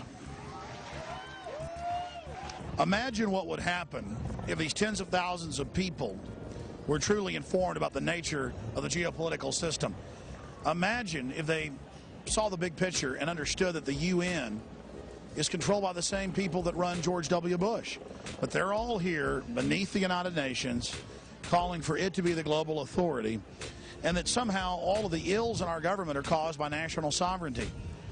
When that's not the case, my friends. The people destroying America are the very people that created the United Nations. It is nothing more than a rubber stamp, a front group of the military-industrial complex, of the New World Order. Year after year, the peace activists come out in an ineffective move criticizing Republicans, but it's impossible for them to ever criticize Democrats, who are, as the cliche goes, two sides of the same coin. Democrats and liberals, progressives, socialists, communists, whatever you want to call them, can see the corruption of the Republican Party, which is there for anybody to see. It's horrible. But they can't see the corruption of the United Nations that had thousands and thousands of Indians murdered in Burma just a few years ago to make room for United Nations UNESCO land sanctuary. These guys can see the corruption of the big oil companies, but they don't want to see the document showing that the big oil companies put up the money to found the United Nations so they could control this growing world government body way back in the mid-1940s. You know, we've got the documents where Dr. Henry Kissinger, back in 1973, told the most populated 5 third world nations that they had to sterilize forcibly half their women or they wouldn't get IMF and World Bank funding. And the United Nations certified that plan with the IMF and World Bank and helped carry that out. The UN's been caught being involved in sterilization programs in Latin America, in Asia, in Africa. And the last 6 years, 2 separate cases in Asia and Africa, the UN has been caught in massive vaccine programs, tainting them with a very expensive synthetic hormone. They bind it to the tetanus pathogen, give it to women. It's a program only for women because it wouldn't hurt men, and it then permanently sterilizes the women. Now, how is that loving and good? Well, you see, the United Nations thinks that population control is a good thing, both physically with the police state, but also stopping people's reproductive rights, sterilizing them. The UN has put out dozens of public documents where they're calling for an 80% world population reduction. In fact, at the Beijing Women's Conference, the World Conference, back in 1997, the head of the UN Food Program said, "We will use food as a weapon against the people, and we do not apologize about it." And they also gave China awards for their horribly vicious one-child policy. And now you've got 35 million more men in China than you have women. It's causing a societal breakdown. Even the communist Chinese are backing off that policy, and the UN has been urging them not to.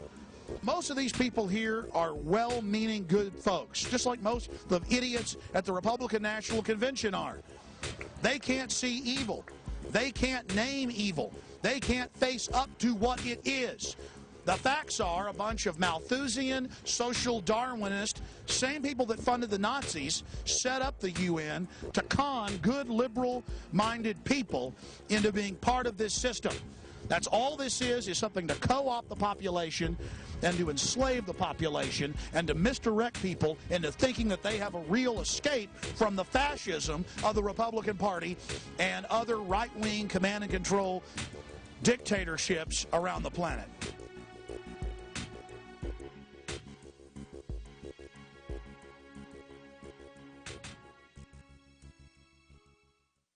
Well, President George W. Bush has won the election, and the elites got their man back in place. President Bush, of course, has been great for the elite because he's neutralized so many millions of conservatives who believe that he actually follows conservative policies, whereas in truth he's for open borders, gun control, signing on to UNESCO and the United Nations, the growth in government in his first term, double the growth rate under Bill Clinton.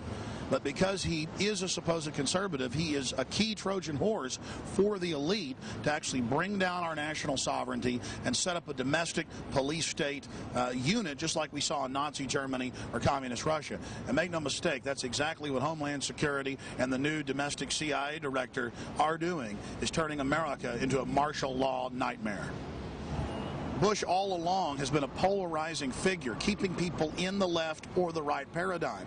So is Kerry. He's been very polarizing. That's how the elite wants you. Divide and conquer. Balkanization. That's what it's all about. So now they've put their Trojan horse, their fake conservative, their neocon, back in office under very questionable circumstances. But either way, they always control the outcome of the election because both the candidates are from the same social clique, the same organizations, and they're related. It was the same clique, the Kerry and the Bush.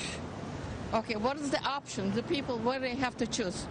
The presidential elections have turned into diversions. The real power is at the county, city, and state level. And that's where we can all, as little people, have an effect and get involved and really change policies. So that's where I suggest people get involved. You know, I authored a resolution over 2 years ago to repeal the Patriot Act, and thousands of other people picked up on it, and my personal resolution has been passed in dozens and dozens and dozens of cities. Parts of my resolution were incorporated into other resolutions and have been passed in over 400 cities and 4 states. That's just so far. I'm sure you've heard about the movement to repeal the Patriot Act at the city and county level. Yes, I did. Well, I just came up with the idea for that over 2 years ago, put it out on my website, Infowars.com. The people like you took action where the power is really at, and we effected change in a mighty way. Instead of being diverted by this smoke and mirrors theater. That's all this is theater with the Bush-Kerry ticket. Okay. The question is how you can act the small people because they believe one way or another way. We're trying to break that paradigm, that false left-right paradigm.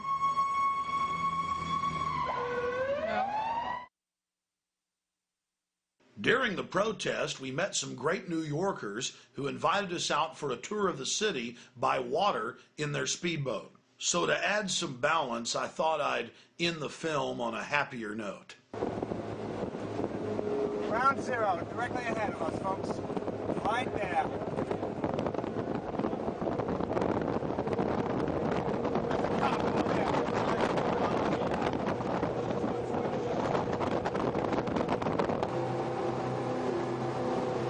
Yard quarantine. We cannot get within 150 yards.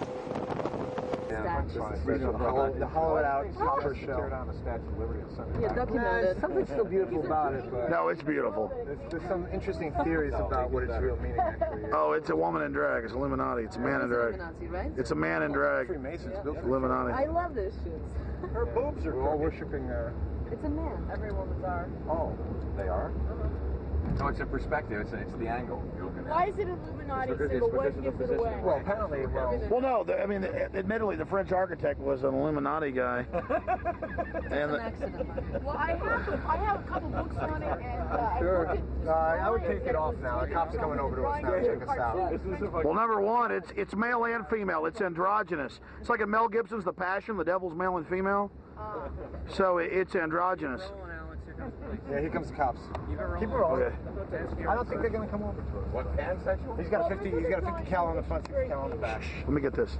but it may be in He's gonna park between us and the statue. And it also showed you like the they had different ideas before they came up with the process, and I forget exactly why they decided upon this. You know, Alex, you're right. I never thought about that. Look at her arm. That looks like a man's arm. No, it is. It's admitted. The hand is huge. Is that an Adam's apple? A man hand. What's their name? The one with the long legs and the long blonde hair. They all say.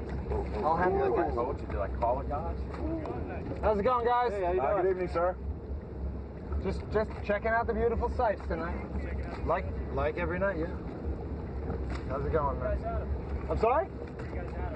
Newport Yacht Club. Yep. We got enough preservers for everyone here, so we got 1, 2, 3, 4, 5, 6, 7, 8, 9, 10. I got 10 in storage up in the front. I got 12 up there. Yeah, we're here. We're pretty much here every night. How's it going, guys? Right. It's pretty quiet out here, huh? Yeah, pretty much. Not a lot of action on it. Yeah. That's. Well, if we see anything, we'll give you a holler. Don't you recognize us by now? No. Stop it, Buchanan. Oh, yes, you can. Come on. When the book. She's a beauty. You guys got the light hanging out next to the statue. Come on. It's not too bad. What's better than that, man? You guys have a good night. Take care. Thank You too, man. You, man. Thanks a lot. Good night. Stay safe. No, that's their line. I see. I don't know.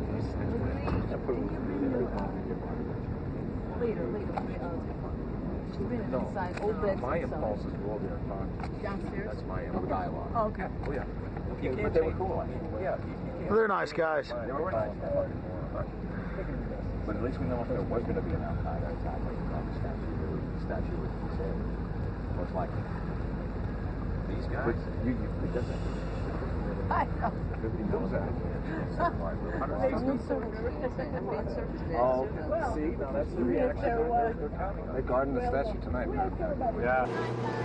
Is that the Watchtower Track Society? Yes, it is, yeah. They like to buy buildings next to bridges.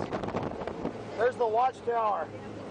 They feel that buying bridges, That's the Jehovah's Witnesses. they feel that buying real estate next to large public works like bridges and stuff gives them energy. It's true. Really? That's what they think, yeah. That's why they own the real estate next to the Brooklyn and the Manhattan Bridge. They love buying real estate next to bridges. Don't ask me why. And it's all printing presses. You got to see what's going on in there. That is a factory of printing right there. This is a Brooklyn Bridge here. 1886 this one finished.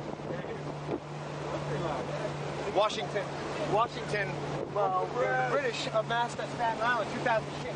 Washington boogied right there. Come up through Brooklyn Heights, and he had to make a quick boogie out. Because they would have killed him. Here then? No. God, look at the purple on the water. There would have been nothing. Absolutely gorgeous. How deep is this? Harry. How deep is this? We're at 51 feet. Actually, the last guy I saw get killed, he was on this pier, and what happened was the cops went up to get him, and what I saw, with my own eyes, was the cop lunged to grab the guy, and he went backwards, and so it was reported as a suicide. And when he fell, he hit the high tension wire. Oh my God! Human going down.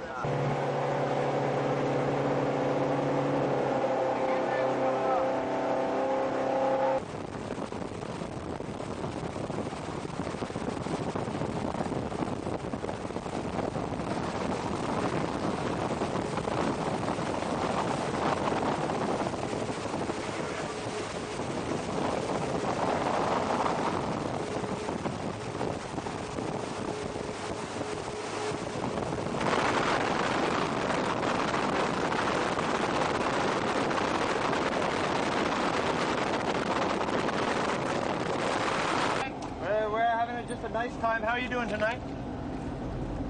How you doing? What are you doing? We're traveling around, having a fun time, enjoying the convention. How are you guys doing? Okay, good.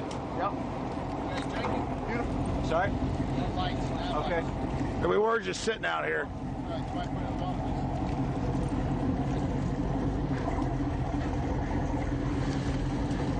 Where are you headed now? We're going to go back to Newport Yacht Club. That's where I'm stationed. Okay, you gonna go back there now? Probably about 15 minutes. Okay, just leave your lights on, all right? Thank you, sir. Okay, good night. Have a good night. Good night to be out, isn't it? Calm. It's calm. Nice. God bless America. I'll see you later. Again, I'm going to crack you. I didn't even think about this. God bless America. These guys don't like it. All in all, we had a great time in New York, despite the police state.